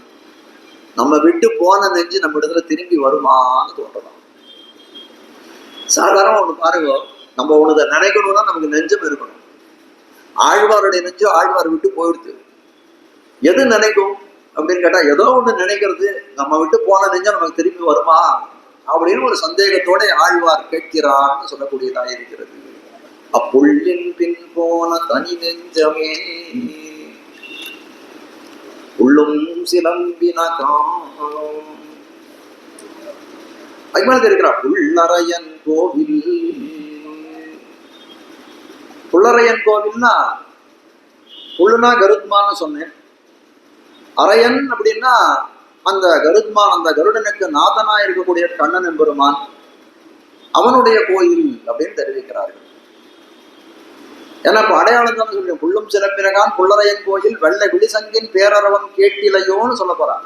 அந்த கோயில்ல மணி அடிக்கிற சத்தம் உனக்கு கேட்கலையான்னு ஒரு அடையாளத்தை தெரிவிக்க போகிறார்.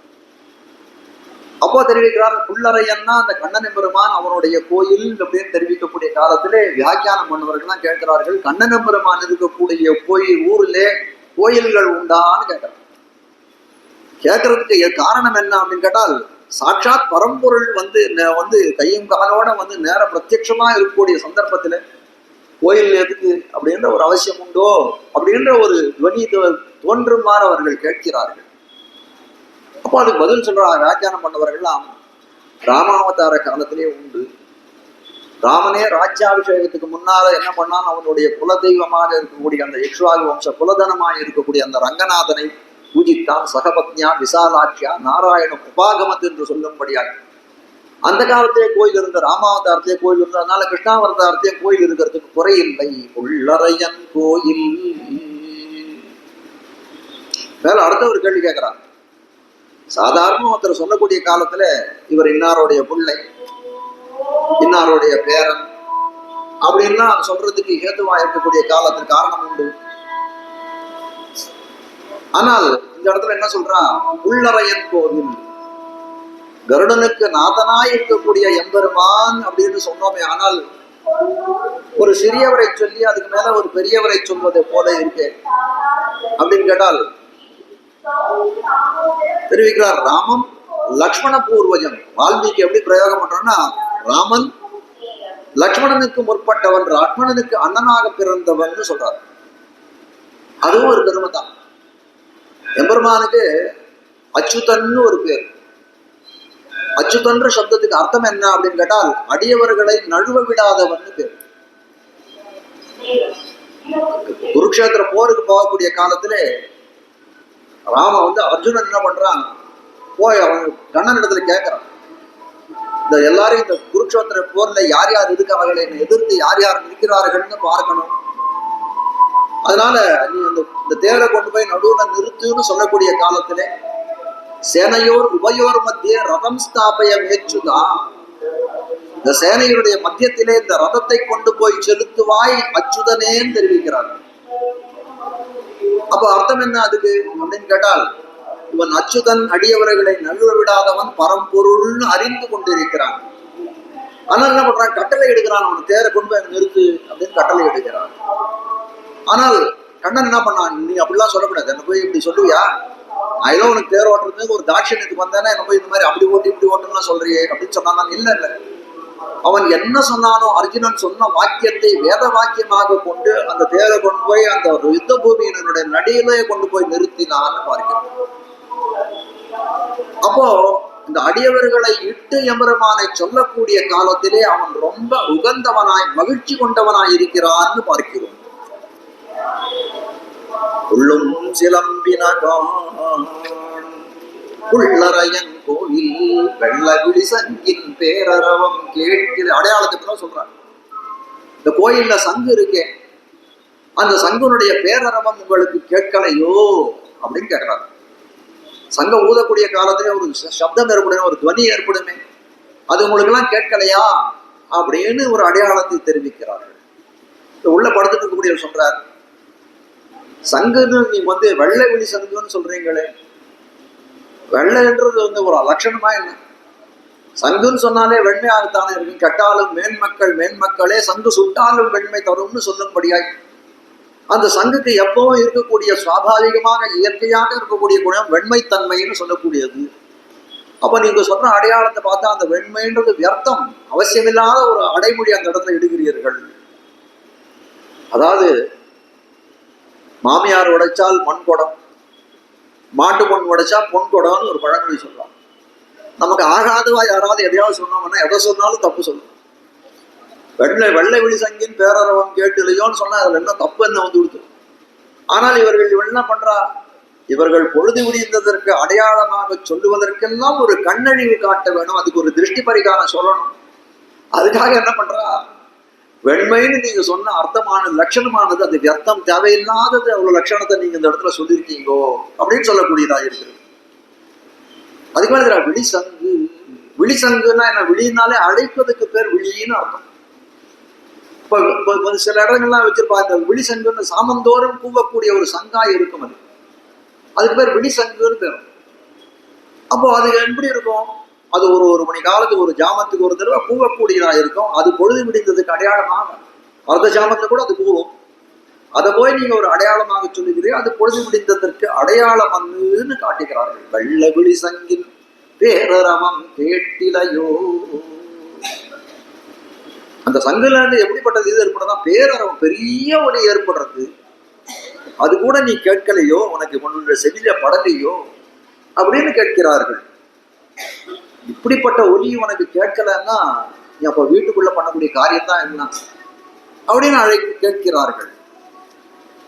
அவர் சொல்றார், என் காதல விழல, நீங்க ஏதோ சொல்றீங்களே தவிர என் காதல அந்த பேரறவும் என் காதல விழல என்று சொல்லக்கூடியதா இருக்கிறது. அந்த பெருத்த ஒலின்னு நீங்க சொல்றீங்களே, என் காதல பட்டிருக்கணுமே, அது என் காதல படலைன்னா அது உங்களுக்கு ஏதோ பிரமையோ என்னமோ எனக்கு தெரியலன்னுட்டான், இதை என்னால கொள்ள முடியாது. அப்ப இவர்களும் கொஞ்சம் எழுப்ப வந்தவாங்க, கொஞ்சம் கோபமே ஏற்படுறது. பிள்ளாய் எழுந்திராய், நான் சொன்ன பிள்ளாய் எழுந்திராய் மாட்டோம். பிள்ளாய்னா என்ன அர்த்தம் அப்படின்னா, பேதைமை உடையவள், சிறு குழந்தை, குழந்தைத்தனமா சில பேர் இருக்காங்க. சில பேர் சொல்றாங்க, என்ன இத்தனை வயசாச்சு, 50 வயசாச்சு, இன்னும் குழந்தைத்தனமா இருக்கீங்களேன்னு சில பேர் பார்த்து சொல்ற முடியும். அதுபோல சொல்ற பிள்ளாய் எழுந்திராய். ஏன் பிள்ளாய்ன்னு சொல்றா இவளை அப்படின்னு கேட்டால், இவளுக்கு எல்லா விதமான ஞானம் பொருந்தி இவளா இருக்காள். ஆனால் அவள் என்ன ஞானம் அவளுக்கு இன்னும் ஏற்படணும் அப்படின்னு கேட்டால், எப்படி பகவானை அனுபவிக்கணும்ன்ற ஞானம் இருக்கு, ஆனால் அது எல்லை நிலம் அன்று. அந்த பகவானுடைய அனுபவத்தை காட்டிலும் பாகவதர்களோடு சேர்ந்து பகவானை அனுபவிக்கக்கூடிய அனுபவம் தான் அதனுடைய எல்லை நிலமானது. அது பாகவத சேஷத்துவம்னு தெரிவிப்பார்கள். அப்போ அந்த எல்லை நிலத்துல நீ இருந்தால்தான் உனக்கு எல்லா விதமான அந்த அனுபவங்களும் ஏற்படும்.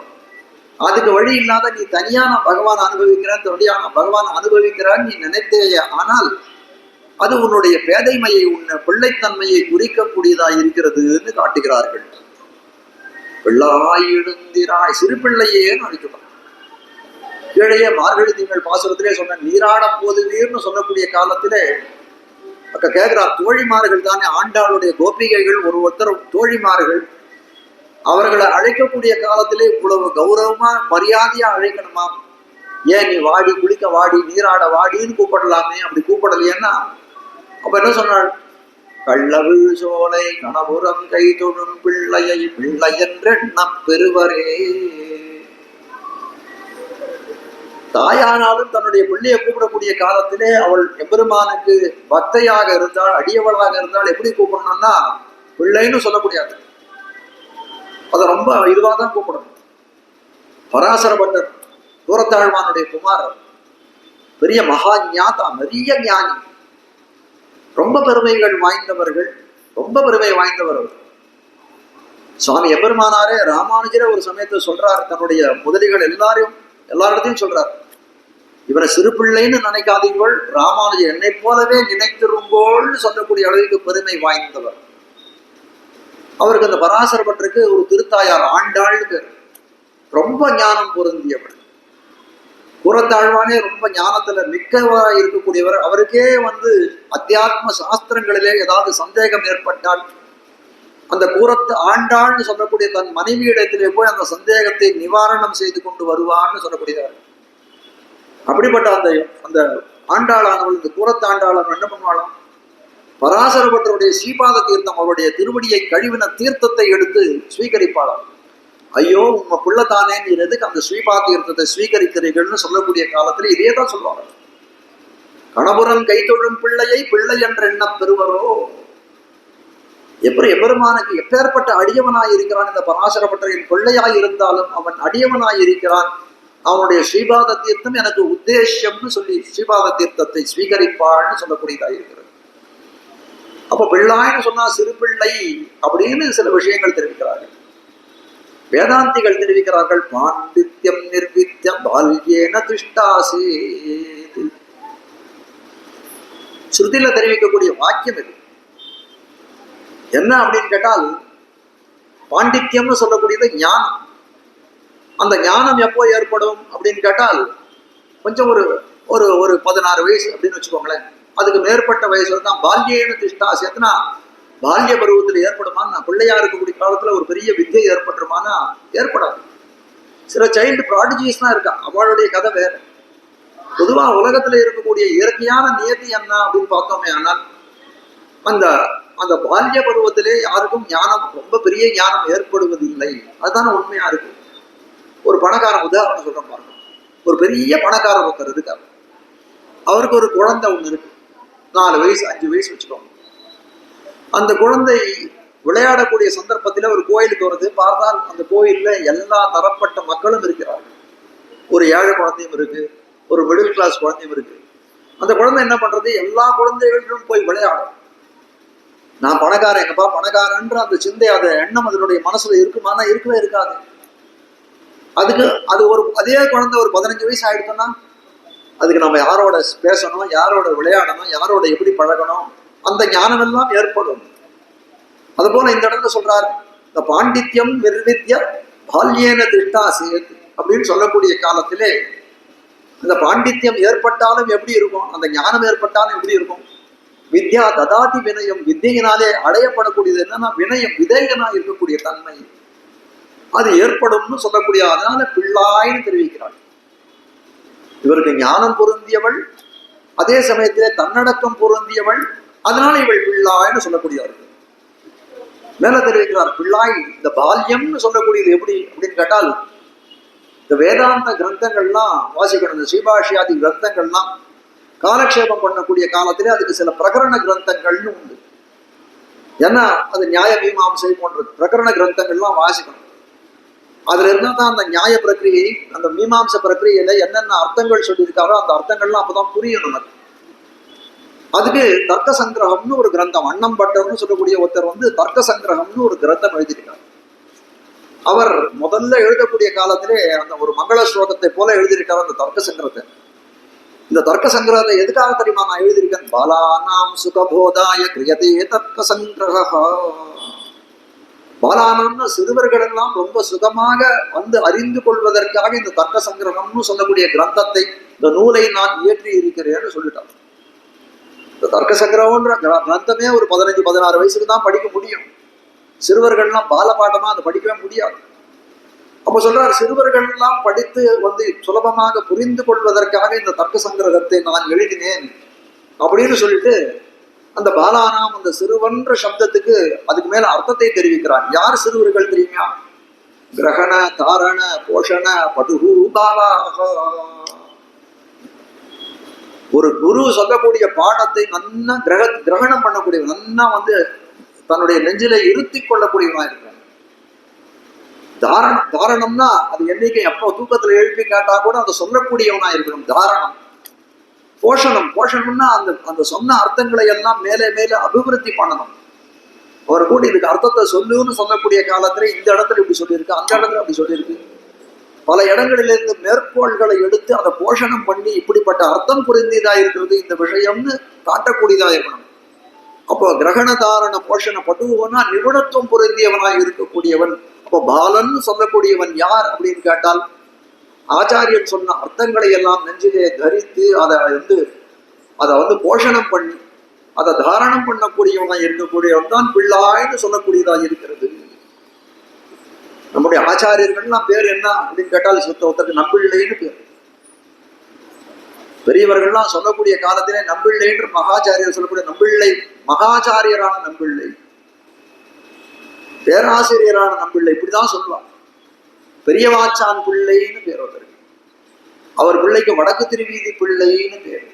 இந்த மாதிரி பல பிள்ளைகள் உண்டு. அவர்களெல்லாம் பெருத்த ஞானம் பொருந்திய ஆச்சாரியர்கள். அவர்களுக்கெல்லாம் கூட பிள்ளைன்னு பேர் உண்டு. அதனால சொல்ல பிள்ளாய் எழுந்திராய், எழுந்திருக்க வேணும், ஞானம் பொருந்தியவிட நீ எழுந்திருக்க வேணும்னு தெரிவிக்கிறார். பேய் முலை நஞ்சுண்டு. எழுந்திரான்னு சொன்ன உடனே, பிள்ளாய் எழுந்திரான்னு சொன்ன உடனே இவளுக்கு கொஞ்சம் கோபம் வந்துடுது. என்ன போய் பேதமடை உடையன்னு சொல்லிட்டீங்களே. அதனால அவர் என்ன சொல்றார், நான் எப்படி தெரியுமா இருக்கேன், உங்களுடைய இனிமையான வார்த்தைகளை எல்லாம் கேட்டுக்கொண்டு நான் இருக்கிறேன். அப்படி இருக்கக்கூடிய என்ன போய் பிள்ளாய்ன்னு சொல்லிட்டீங்களேன்னு அவளுக்கு ஒரு கோபம் ஏற்படும். என்ன போய் பிள்ளாய்ன்னு சொன்னீங்களே, நீங்க தான் பிள்ளைகள், நீங்கள் தான் பேதமை உடையவர்கள்னு கோபமா சொல்லிட்டான். எழுந்திராய் பேய் முலை நஞ்சுண்டு. கண்ணன் பெருமான் பிறந்த நாள் முதலா என்ன பண்றான், கம்சன் பல பேர்களை அனுப்பி கண்ணனை எப்படியாவது ஒழிக்கணும்னு நினைக்கிறான்.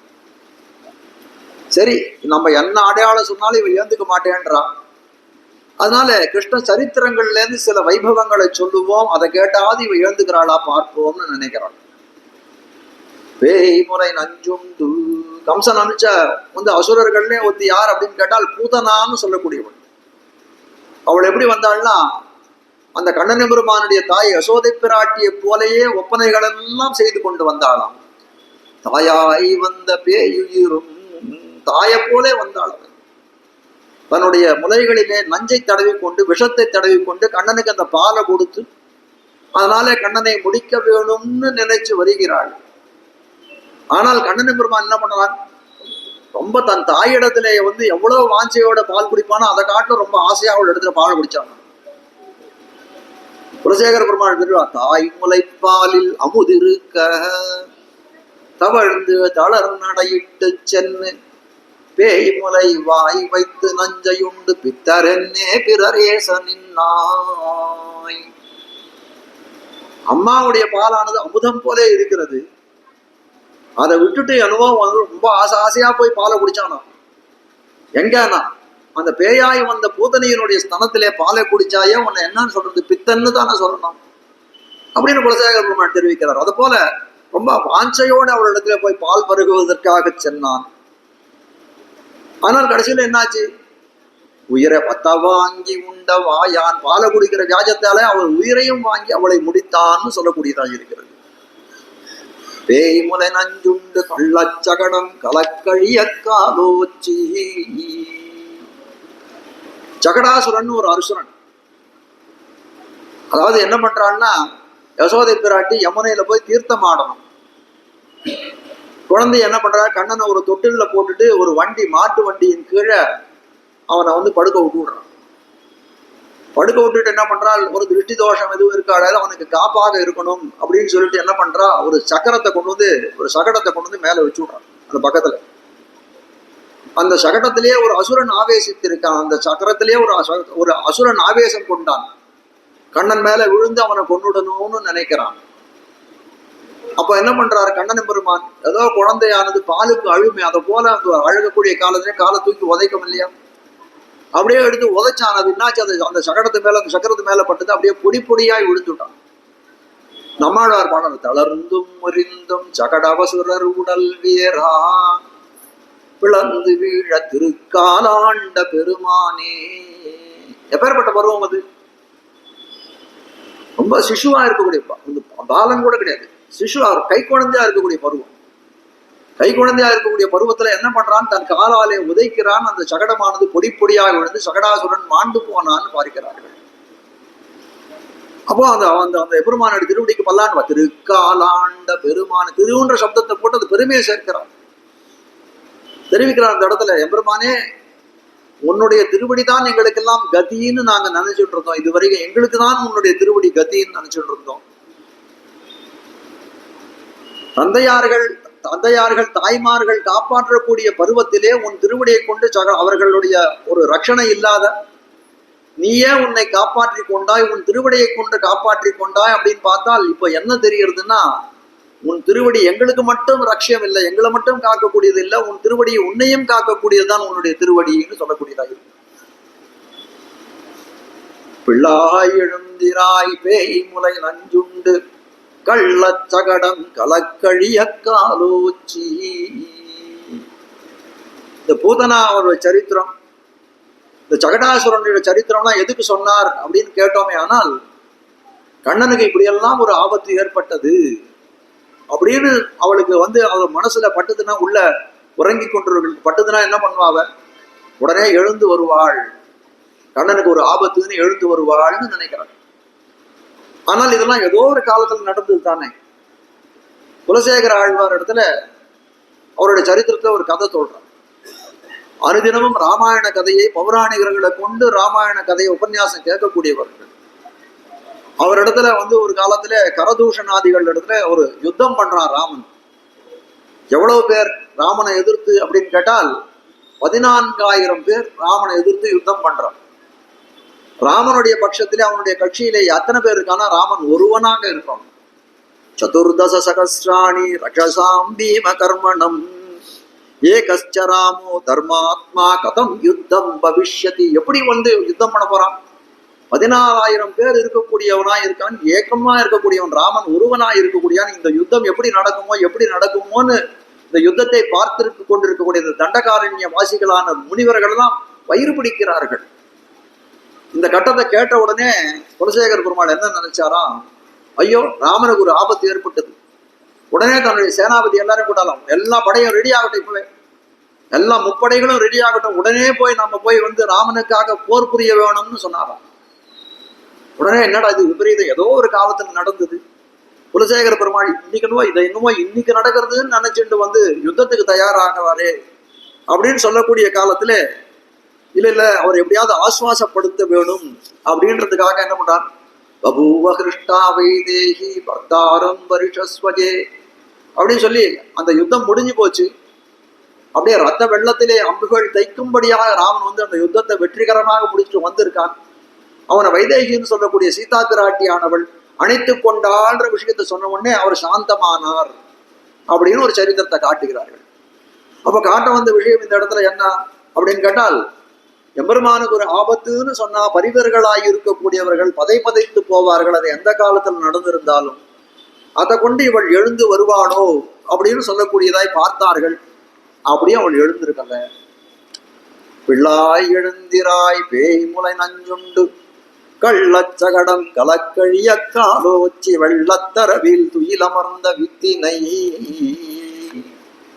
அதுக்கு மேல தெரிவிக்கிறார், வெள்ளத்தரவில் துயிலமர்ந்த வித்தினை.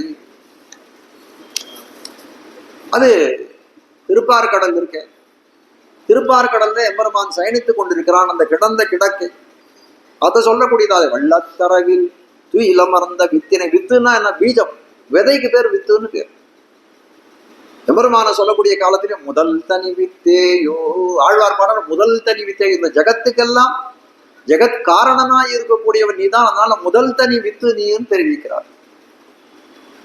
சாதாரணமா இந்த தானியங்கள்லாம் விளைக்கக்கூடிய காலத்துல என்ன பண்றாங்க, இந்த உழவர்கள்லாம் அந்த கழனிகளிலே கொண்டு போய் இந்த விதைகளை விதைக்கிறார்கள். இந்த ரசோக்தியா சொல்றாரு, இந்த ஜீவாத்ம பயிர்கள்லாம் விளையணும், அதுனா அதுக்கு விதையா இருக்கக்கூடியவன் அந்த எம்பெருமான். அந்த அவனுக்கு மேற்பட்ட ஒரு உழவன் யாராவது உண்டான்னு கேட்டால், அந்த எம்பெருமானை விதைக்கக்கூடிய விதைய கிருஷி வலன் யாராவது உண்டா அப்படின்னு கேட்டால் அப்படி மாதிரி யாரும் கிடையாது. அதனால என்ன பண்ணலாம், தானே போய் அந்த திருப்பார்கடலாகிய கழனிலே தானே போய் தன்னை விதைத்து கொண்டான் என்று காட்டுகிறார்கள். வெள்ளத்தரவில் துயிலமர்ந்த வித்தினை உள்ளத்து கொண்டு முனிவர்களும் யோகிகளும் வெள்ள எழுந்து அரியன்ன பேரரவம் உள்ளம் புகுந்து குளிர்ந்தேலோ என்பாவாய். ஒரு 10 நிமிஷத்துல முடிச்சு விடுறாங்க. அப்படி வெள்ளத்தரவில் துயிலமர்ந்த வித்தினாய் வித்தாய் இருக்கக்கூடிய அந்த எம்பெருமானை உள்ளத்துக்கு மேல ஒரு அடையாளம் தெரிவிக்கிறார்கள். உள்ளத்து கொண்டு முனிவர்களும் யோகிகள். ஆனா உள்ளத்துல கொண்டிருக்கக்கூடியவர்கள் முனிவர்கள் யோகிகள். அவர்களெல்லாம் என்ன பண்றார்கள், உள்ளத்து கொண்டு முனிவர்களும் யோகிகளும் மெல்ல எழுந்து அரியன்ன பேரரவம். முனிவர்கள் யோகிகள்னு 2 பேர் தெரிவிக்கிறார். சில பேர் எப்படிப்பட்டவர்கள் அப்படின்னு கேட்டால், முனிவர்கள்னு சொல்லக்கூடியவர்கள் எல்லாம் கைங்கரிய நிஷ்டர்கள். சில பேர் எப்படி இருப்பாங்க அப்படின்னா, எம்பெருமான் தரத்திலே பலவிதமான கைங்கரியங்கள் பண்ணணும்ன்ற ஆசை படைத்தவர்களாய் இருப்பார்கள். கோயில போனா கொடை பிடிக்கணும், கொடைப்பிடியில பிரசாதம் பண்ணணும், ஸ்ரீபாத கைங்கரியம் பண்ணணும், மாலை கட்டணும், கோயில உழவார பணிகள் செய்யணும்னு பலவிதமான கைங்கரியங்களில் ஆசை படைத்தவர்களாய் அவர்கள் கைங்கரிய நிஷ்டர்கள்னு பேர். யோகிகள்னு சொல்லக்கூடியவர் எப்படிப்பட்டவர்களாய் இருக்கார்கள் அப்படின்னு கேட்டால், அவர்களெல்லாம் குணானுபவ நிஷ்டர்கள் சொல்லக்கூடியவர். குணானுபவ நிஷ்டர்கள்னா எப்படி இருப்பா, எப்பவும் எம்பெருமானுடைய குணங்களை அனுபவித்துக் கொண்டே இருப்பார்கள். நல்ல கதையை கேட்கறது, ஏதாவது புஸ்தகங்கள்ல வாசிக்கிறது, இப்படியே தங்களுடைய பொழுதை போக்கக்கூடியவர்களா இருக்கக்கூடிய குணானுபவ நிஷ்டர்கள். அந்த முனிவர்களும் யோகிகளும் என்ன பண்ற, உள்ளத்து கொண்டு முனிவர்களும் யோகிகளும். பொழுது விடிஞ்சு கொடுத்த அவர்கள்லாம் எழுந்திருக்கிறார்கள். எழுந்திருக்கக்கூடிய காலத்துல எப்படி மெல்ல எழுந்து, ரொம்ப மெல்ல எழுந்துகிறார்கள். எப்படின்னு கேட்டால், ஒரு கர்ப்பிணி பெண் ஒரு குழந்தையை தன் வயிற்றிலே வைத்துக் கொண்டிருக்கக்கூடிய பெண்ணானவள் அவள் எழுந்திருக்கக்கூடிய காலத்துல எப்படி மெல்ல எழுந்திருப்பாளோ அப்படி மெல்ல எழுந்திருக்கா. ஏன்னா உள்ளுக்குள்ள பகவான் இருக்கா, அவருடைய ஆத்மா அந்த மனசுக்குள்ளே பகவான் இருக்கிறானே, மெல்ல மெல்ல எழுந்துகிறார்கள். பிரகலாதனுக்கு பலவிதமான இன்னல்களை விளைவித்தான் அந்த இரண்யகசிபு. ஒரு சந்தர்ப்பத்துல என்ன பண்றான், மலை முகட்டிலேருந்து பிரகலாதன் பிடிச்சி கீழே தள்ளுறான். தள்ளக்கூடிய காலத்திலே பிரகலாதன் பயந்தானா, தன்னுடைய உயிருக்கு ஏதாவது அபாயம் ஏற்படும் பயந்தானான்னு அவனுக்கு எந்த பயமும் இல்லை. அவன் என்ன, அவனுக்கு ஒரே ஒரு பயம் என்ன, ஹிருதயே நோத் வகம் ஹரின். அந்த கையை என்ன பண்ணானா, அந்த அப்படியே அந்த நெஞ்சத்துல அப்படியே பிடிச்சிட்டான். என்னுடைய ஹிருதய குகையிலே அந்த எம்பெருமான் வீத்திருக்கானே, அவனுக்கு எதுவும் அடிபட்டுறக்கூடாது, அவனுக்கு எதுவும் தீங்கு விளையக்கூடாது அப்படின்னு நினைச்சானே தவிர, தன்னுடைய இந்த உடம்புக்கு ஏதாவது தீங்கு ஏற்படும்னு அவன் பயப்படவே இல்லை. அவன் எப்படி இருக்கான், நல்ல எழுந்து. அதுக்கப்புறம் இருக்கா, நல்ல எழுந்து அரியன்ன பேரரவம். எப்பவுமே எழுந்திருக்கக்கூடிய காலத்திலே நம்மளாம் எழுந்திருக்கணுமே, ஆனால் உனக்கு சொல்லிண்டே எழுந்திருக்கணும்ன்றான். நம்ம பாபங்களெல்லாம் விலகி போகணும். என்ன சொல்லணும்னா, ஹரிஹி ஹரிஹி ஹரிஹி ஹரிஹின்னு 7 தடவை. பல பேர் சொல்லிட்டு இருக்கலாம், சொல்லாதவர்கள் நாளிலிருந்து சொல்லுங்க. அதுதான் என்னுடைய அடிவீழ்ச்சி விண்ணப்பம். அரிஹி அரிஹி அரிஹின்னு 7 தடவை சொல்லுங்கன்றான். மொல்லமா சொல்லணுமா, நான் இல்ல நல்ல உறக்க கூட சொல்லுங்க. பக்கத்துல இருக்கவன் தூக்கம் கெட்டு போனாலும் பரவாயில்ல, அவனுக்கு காதல் ஹரிநாமம் உழுந்தா அவன் பாபமெல்லாம் போயிடுன்றான். ஹரிஹரதிபா என்ன பலன் கிடைக்கும்ன்றாங்க. வரணஸ்யாம் குருக்ஷேத்ரே நைமிஷாரண்யே வச்சா தத்தம் ஸ்யாத்யேனோத்தம் ஹரிரித்யக்ஷரத்வயம். புண்ணியக்ஷேத்திரங்கள், புண்ணிய நதிகள், இந்த மாதிரி இடங்கள்லாம் நம்ம போகக்கூடிய காலத்திலே தானம் செய்வது ரொம்ப விசேஷம்னு தெரிவிக்கிறது சாஸ்திரம். காசி, வாரணசியாம்னா காசி, காசி போன்ற பிரதேசங்கள், குருக்ஷேத்திரம் போன்ற புண்ணியஸ்தலங்கள் எல்லாம் போனோமே ஆனால் தானம் பண்ணா ஒரு பெரிய பலன் உண்டுன்னு தெரிவிக்கிறது. எல்லாரும் எல்லா நாளும் போய் காசிலையும் குருக்ஷேத்திரத்திலையும் நம்ம தென் திசையில இருக்கக்கூடியவர்கள்லாம் போக முடியுமான்னு? எப்போ ஒரு நாள் போகலாம். வருஷத்துல ஒரு ஆயுஷ் மரியந்திருந்தா ஒரு தடவை போகலாம், 2 தடவை போகலாம், 4 தடவை போகலாம். ஆனால் அந்த பலன் எப்படி ஏற்படும் அப்படின்னா, ஹரிஹி அக்ஷரத்வயம், ஹரின்ற அக்ஷரத்வயம் 2 எழுத்துக்கள் பொருந்தியதா இருக்கக்கூடிய ஹரின்ற நாமத்தை சொல்வதனாலே உங்களுக்கு காசியில தானம் பண்ண பயன், குருக்ஷேத்திரத்திலே தானம் பண்ண பயனெல்லாம் சேரும். அப்படின்னா என் மனசு நிர்மலமா இருக்கணுமா? அடுத்த கேள்வி கேட்கிறாரு. இந்த ஹரின்னு சொல்றதுக்கு என் மனசு நிர்மலமா இருக்கணுமா? அப்படிலாம் என் மனசு தெளிவா இல்லையே. நான் எல்லாம் பாவியேனேன்னு பாவங்களே செய்து கொண்டிருக்கிறேன், பாவமே செய்து பாவியானேன்னு பாவமே செய்து கொண்டிருக்கேன், என்னோட எப்ப பார்த்தாலும் துஷ்ட புத்தி படைத்தவனாய் இருக்கிறேனே அப்படின்னு சொல்றாராம். உடனே சொல்றான், துஷ்ட புத்திர் அபிச்ச ஹரிஹரதி பாபானி துஷ்ட புத்திர் அபிச்ச. ஹரின்னு சொல்லக்கூடியவன் எப்படி நான் துஷ்ட புத்தியோட சொன்னாலும் என்ன ஆகும்னா அவனுடைய பாபங்கள் கழித்து விடுன்றான். எதை போலன்றான்.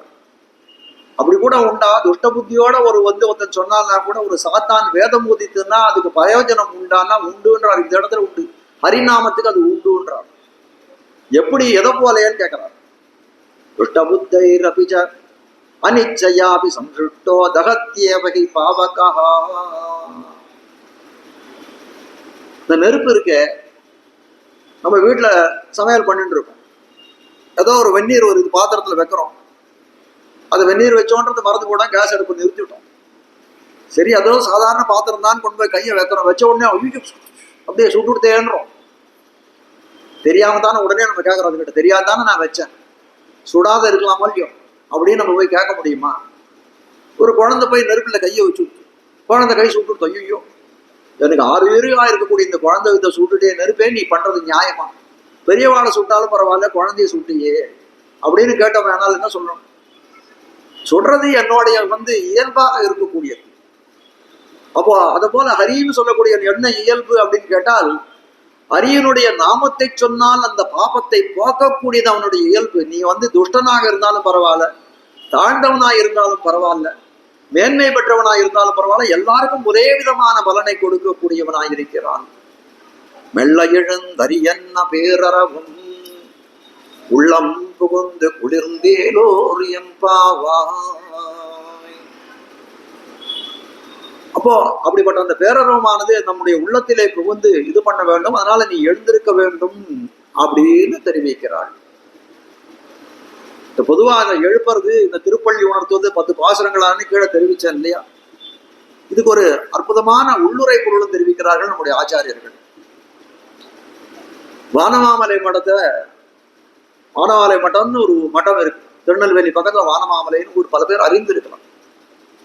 அந்த வானமாமலை மட்டத்துல பொனடிக்கால் ஜீயர்னு ஒரு சுவாமி அபிஷிக்தராய், ஸ்ரீமத் வேத மார்க்க பிரதிஷ்டாபனாச்சாரிய உபய வேதாந்தாச்சாரியராய், ஸ்ரீமத் பரமஹம்ச பரிபிராஜகாச்சாரியராய் கீர்த்தமூர்த்தியாய் எழுந்தெடுக்கக்கூடிய பொன்னடிக்கால் ஜீயர்னு பேர் அவர். அந்த பொன்னடிக்கால் ஜீயர் இந்த திருப்பாவைக்கு சில சுவாபதேசார்த்தம் உள்ளுரை பொருள்களை எல்லாம் தெரிவித்திருக்கிறார். அதுல தெரிவிக்கக்கூடியதுல என்ன பண்ணா, இந்த 10 பேரை எழுப்புறது 10 ஆழ்வார்களை எழுப்புவதற்கு சமானமாக காட்டி சில லட்சணங்கள் எல்லாம் சொல்லி, இந்தந்த பாசுரங்களிலே இந்தந்த ஆழ்வார்கள் எழுப்பப்படுகிறார்கள் அப்படின்னு ஒரு கிரமத்தை வகுத்திருக்கிறார். அதே அர்த்தத்தை என்ன பண்றாரு, காஞ்சி மகாபத்மன் சமீபத்துல போன்ற சென்ற நூற்றாண்டு வரை நம்மிடையே வாழ்ந்து மறைந்தவர் அடியனுடைய பிதாமகர் பாட்டனார் அவர், அடியனுக்கு ஆச்சாரியனும் கூட. அவர் ஒரு இந்த நிர்வாகத்தை பண்ணியிருக்காரு. 10 பாசுரங்களாலே 10 ஆழ்வார்களை எழுப்பி இருக்கிறார்கள்னு சொல்லி, அது என்ன கிரமத்திலேன்னு சொல்லக்கூடிய காலத்திலே முதல் பாசுரத்தாலே ஆண்டாளுக்கு ஆச்சாரியராய் இருக்கக்கூடிய பெரியாழ்வாரை எழுப்புவது, அப்புறம் மேல அவரோகர கணத்து அவருக்கு மேல இருக்கக்கூடிய குலசேகர ஆழ்வார், திருமழிசை ஆழ்வார், நம்மாழ்வார் அப்படின்னு எழுப்பி கொண்டு போய் அதுக்கப்புறம் இருக்கக்கூடிய திருப்பான் ஆழ்வார், தொண்டரபடி ஆழ்வார் போன்றவர்களையும் எழுப்புகிறாள் அப்படின்னு ஒரு நிர்வாகத்தை பண்ணிருக்கார்.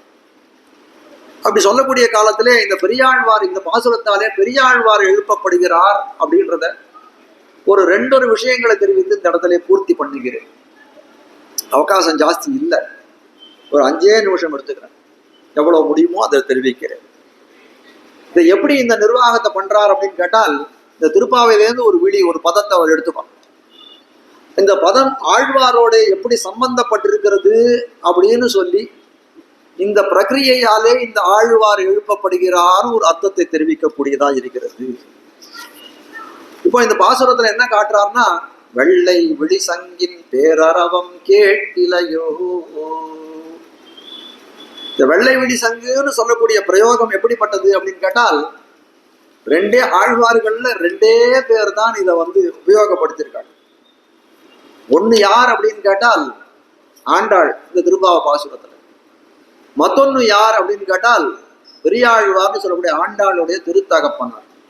அவர் பெரியாழ்வார் திரும்பிட ஒரு பாசுரத்துல பாடுறார், வெள்ளை வெள்ளை விழி சங்கு வெஞ்சுடர் திருச்சக்கரம் ஏந்து கையன் உள்ள இடம் வினவில் உமக்கிறைவன் சுவடுரைக்கேன் வெள்ளை புறவி குறக்கு வெல்கொடி தேர்மிசை முன்பு நின்று கள்ளப்படை துணையாகி பாரதம் கை செய்ய கண்டாருளர்.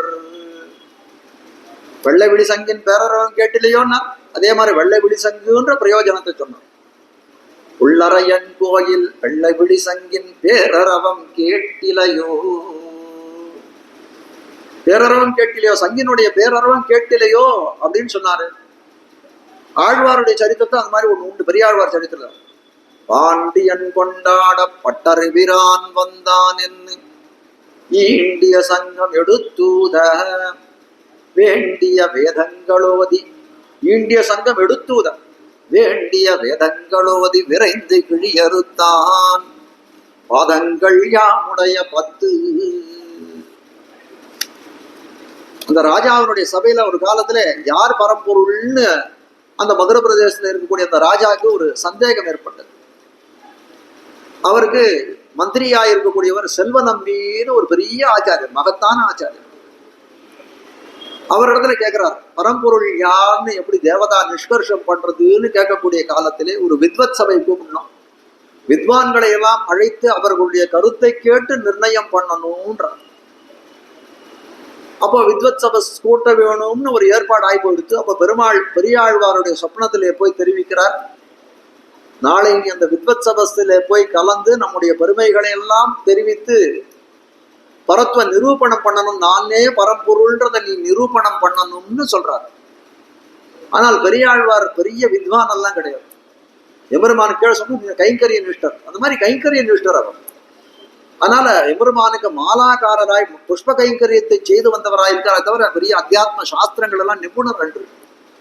ஐயோ நான் போய் எப்படி அந்த வித்வத் சதஸ்ல போய் நான் என்ன பண்ணுவேன்னு கேட்கக்கூடிய காலத்திலே பெருமாள் சொன்னானா, உமக்கு நான் சொல்லக்கூடியதா இருக்கிறது என் வார்த்தையை கேட்டு நிற்போம், உன் நாவிலே நான் நின்று இது பண்ணுவேன், என் வாய் முதலப்பனை என் சொல்லி. நம்மாழ்வார் சொல்றார், இவ்வளவு பாட்டு நான் பாடினேன்னு நினைச்சிட்டு இருக்கேன், என் வாய் முதலப்பன் எம்பெருமான் என்னுடைய வாய் நாவினிலே நின்று அவன் பேசுகிறான். அது போல சொல்றார், உன் நாவினிலே நின்று நான் பேசுவேன், நீ போய் வான்றான். அப்படி போகக்கூடிய காலத்திலே வேதாந்தங்களில் இருந்தும் இதிகாச புராணாதிகள் இருந்தும் நியாய மீமாம்சைகள் இருந்தும் என்னென்ன பிரமாணங்கள் உண்டோ அதெல்லாம் அப்படியே ஒரு வருஷங்களை போலே ஒரு மழையை போலே அப்படியே பொழிந்து தள்ளார் பெரியாழ்வார். அப்போ அந்த இதுக்காக ஒரு பொற்கிழி வைத்திருந்தாலும் அது தாழ்ந்து இறங்கி வந்தது. அப்போ என்ன பண்ணாலும் அந்த இடத்துல ஒரு பெரிய பாண்டியன் பண்ண இந்திய சங்கம் எடுத்துவதை பெரியாழ்வார் ஜெயித்தார். பரத்துவம் நாராயணம் தான் பரம்பொருள்னு ஒரு சங்கத்தை எடுத்து ஊதினாரே, அதுதான் இந்த இடத்துல வெள்ளை விழி சங்கின் பேரரவம் கேட்டில. பெரியாழ்வாருடைய சரித்திரத்துல அந்த வெள்ளை விழி சங்கு ஊதப்பட்டது பெருமான் பரம்பொருள்னு ஸ்தாபனம் பண்ணக்கூடிய காலத்திலே காட்டக்கூடியது. வெள்ளத்தரவில் துயிலமர்ந்த வித்தினை உள்ளத்து கொண்டு, திருப்பார்கடலிலே சயனித்துக் கொண்டிருக்கிற எம்பெருமானை உள்ளத்து கொண்டுன்னு அர்த்தம் தெரிவிக்கிறார்கள். பெரியாழ்வார் பாடுறார், பனிக்கடலில் பள்ளி கோலை பழக விட்டு ஓடி வந்தன் மனக்கடலில் வாழவல்ல மாய மணாள நம்பி தனிக்கடலே தனிச்சுடரே. எம்பெருமான் என்ன பண்ணானா, எல்லாத்தையும் விட்டு பெரியாழ்வாருடைய ஹிருதய குகையில வந்து இருந்துட்டான். தனி அவனுக்கு எப்பேற்பட்ட இடங்கள்லாம் இருக்கு, தனி கடல். அவனுக்குன்னு தனியா ஒரு கடல் இருக்கு, தன் தாளும் தோளும் முடிகளும் சமனில்லாத பலபரப்பி ரொம்ப நன்னா விஸ்தாரமா படுத்துக்கிறதுக்காக ஒரு திருப்பார் கடல்னு ஒரு பிரதேசம் இருக்கு. தனி சுடரே. சூரிய மண்டல மத்தியவர்த்தி, சூரியலோகத்துல எம்பெருமான் வந்து அப்படியே வந்து மத்தியவர்த்தியாய் வர்த்திக்கக்கூடியவனாய் இங்க வசிக்கக்கூடியவனாய் இருக்கிறான். தனி உலகே. பரமபதம் ஸ்ரீவைகுண்டம்னு சொல்லக்கூடியது தனி உலகம், அவனுக்குன்னே ஏற்பட்ட உலகமாயிருக்கு. அதெல்லாம் விட்டு என்ன பண்ணான், பெரியாழ்வாருடைய நெஞ்சத்திலே வந்து இருந்தான். அதனால விஷ்ணு சித்தர்னு திருநாமம். அவர் பாடுறார், திருப்பார்கடல்ல இருக்கக்கூடிய எம்பெருமான் என் மனசுலே வந்து ஹிருதயத்திலே, ஹிருதய புண்டரீகத்திலே வந்து அமர்ந்து கொண்டான் அப்படின்னு பாடுறார். அரவத்தமிழினோடும் அழகிய பார்க்கடலோடும் அரவிந்த பாவையும் தானும் அகம்படி வந்து புகுந்து. சில பேர் எங்கேயாவது வெளியூர் போகணும்னா என்ன கேட்பான், வயசான வாழ்லாம் தான் கேட்பான், சுவாமியை அங்கே போய் வந்து இந்த ஊருக்கெல்லாம் போனால் அங்கே படுத்துக்கிறதுக்கு கட்டில் கிடைக்குமான்னு கேட்பான். கீழெல்லாம் படுத்துக்க முடியாது சுவாமினால. அது போல எபெருமான் கீழே படுத்துக்கிறதுக்கு அவனுக்கு இது இல்லையா போல. தலை செய்த பெருமான் படுத்துருக்கான், தரையில படுத்துருக்கான் திருக்கடல் மல்லை. ஆனால் திருப்பார்கடல்ல எம்பெருமானவன் என்ன பண்றான், அவனுக்கு வந்து அந்த அந்த நாகபரியங்கம் ஆதிசேஷ சயனத்துல படுத்துன்னு பயணம். அதனால என்ன பண்றான், அவன் அறவத்தமிழின் பெரியாழ்வார் நெஞ்சத்துல குடியிருக்கணும்னு வந்துவிட்டான், நினைச்சு விட்டான். என்ன பண்ணான், அப்படியே அந்த ஆதிசேஷனை அழைத்து கொண்டு வந்தான். அரவத்தமிழினோடும், அது மட்டும் இல்ல அழகிய பார்க்கடலோடும் அரவிந்த பாவையும் தானும். பெரியாழ்வார் நெஞ்சத்துக்குள்ள என்ன பண்ணான், அந்த ஆதிசேஷ பரியங்கத்தை அவனோட படுகையை அழைத்துன்னு வந்தான். அந்த திருப்பார்கடலையும் அது உள்ள பெரியாழ்வார் நெஞ்சத்துக்குள்ளே கொண்டு வந்தான். அவனோடு அவன் இருப்பதற்காக அந்த அரவிந்த பாவைன்னு சொல்லக்கூடிய ஸ்ரீ மகாலட்சுமியை அழைத்து கொண்டு வந்தான். அப்படியே வந்து இருக்கான்னு சொல்றான். சுவாமி இதெல்லாம் நம்பும்படியா இருக்கா, இதெல்லாம் நம்பும்படியா இருக்கான்னு கேட்டா பெரியாழ்வார் சொல்றான், என் நெஞ்சத்துல என்ன ஹிருதயத்துல நீங்க காதை வச்சு கேளுங்க. காதை வச்சு கேட்டான். பரவைத்திரை பல மோத பள்ளி கொள்கின்ற பிரானை. கடல்னா தரங்கங்கள், அந்த அலை இருக்குமே, அலையினுடைய சப்தம் இருக்குமே, அத வந்து பெரியாழ்வாருடைய ஹிருதயத்துல வந்து அந்த நெஞ்சத்துல காதை வச்சு கேட்டா அந்த கடலுடைய ஓசை, திருப்பார் கடலுடைய அந்த அலைகளுடைய ஓசை கேட்கிறது. பறவைத்திரை பலமோத பள்ளி கொள்கின்ற பிரானை பரவுகின்றான் விட்டு சித்தன் பட்டினம் காவல் பொருட்டே அப்படின்னு சொல்லி இந்த ரீதியினாலே இந்த பாசுரத்திலே பெரியாழ்வார் தான் எழுப்பப்படுகிறார்னு நிரூபணம் பண்றார். நிறைய அர்த்தங்களை விட்டுட்டேன், அவகாசம் இல்லைன்றதுதான் உண்மை. சொல்லிட்டே பார்க்கலாம். நமக்கும் 1:30 மணிக்கு ஒரு மணி காலம் மேல போனா ரொம்ப சமமா தான் இருக்கு. எல்லாம் உட்காரவர்களும் சமம். அதெல்லாம் அனுசரித்து இதே ஃபாஸ்ட் ஃபுட் கலாச்சாரம் எடுத்து, அதனால வாய்க்கு சாப்பிட்ற உணவுக்கும் அப்படிதான், காதுக்கு கொடுக்க காதுக்கு கூடிய உணவும் எப்படி இருக்குன்னா கொஞ்சம் லிமிட்டடா தான் கொடுக்க வேண்டியிருக்கு இந்த காலத்துல. அதனால பல அர்த்தங்களை விட்டு விட்டேன். இருந்தாலும் ஏதோ யதாமதி யதா அவகாசம் இந்த இடத்துல தெரிவிக்க வேணும்ன்ற ஆசையிலே கொஞ்சம் அதிகமான சந்தர்ப்பத்தை எடுத்துக்கொண்டேன். அதனால அதை மன்னிக்க வேணும்னு பிரார்த்தித்து இன்னைக்கு பாசுரமா இருக்கக்கூடிய கீசி கீசன் எங்கும் அப்படின்ற பாசுரத்தை அனைவரும் கூடியிருந்து அனுசந்தானம் பண்ண வேணும்னு பிரார்த்திக்கிறேன். கீசு கீசென்னெங்கும் ஆனைச்சாத்தல் கலந்து பேசின பேச்சரவும் கேட்டிலையோ பேய்ப்பெண்ணே. காசும் பிறப்பும் கலகலப்ப கை பேர்த்து வாச நறுங்குழல் ஆய்ச்சியர்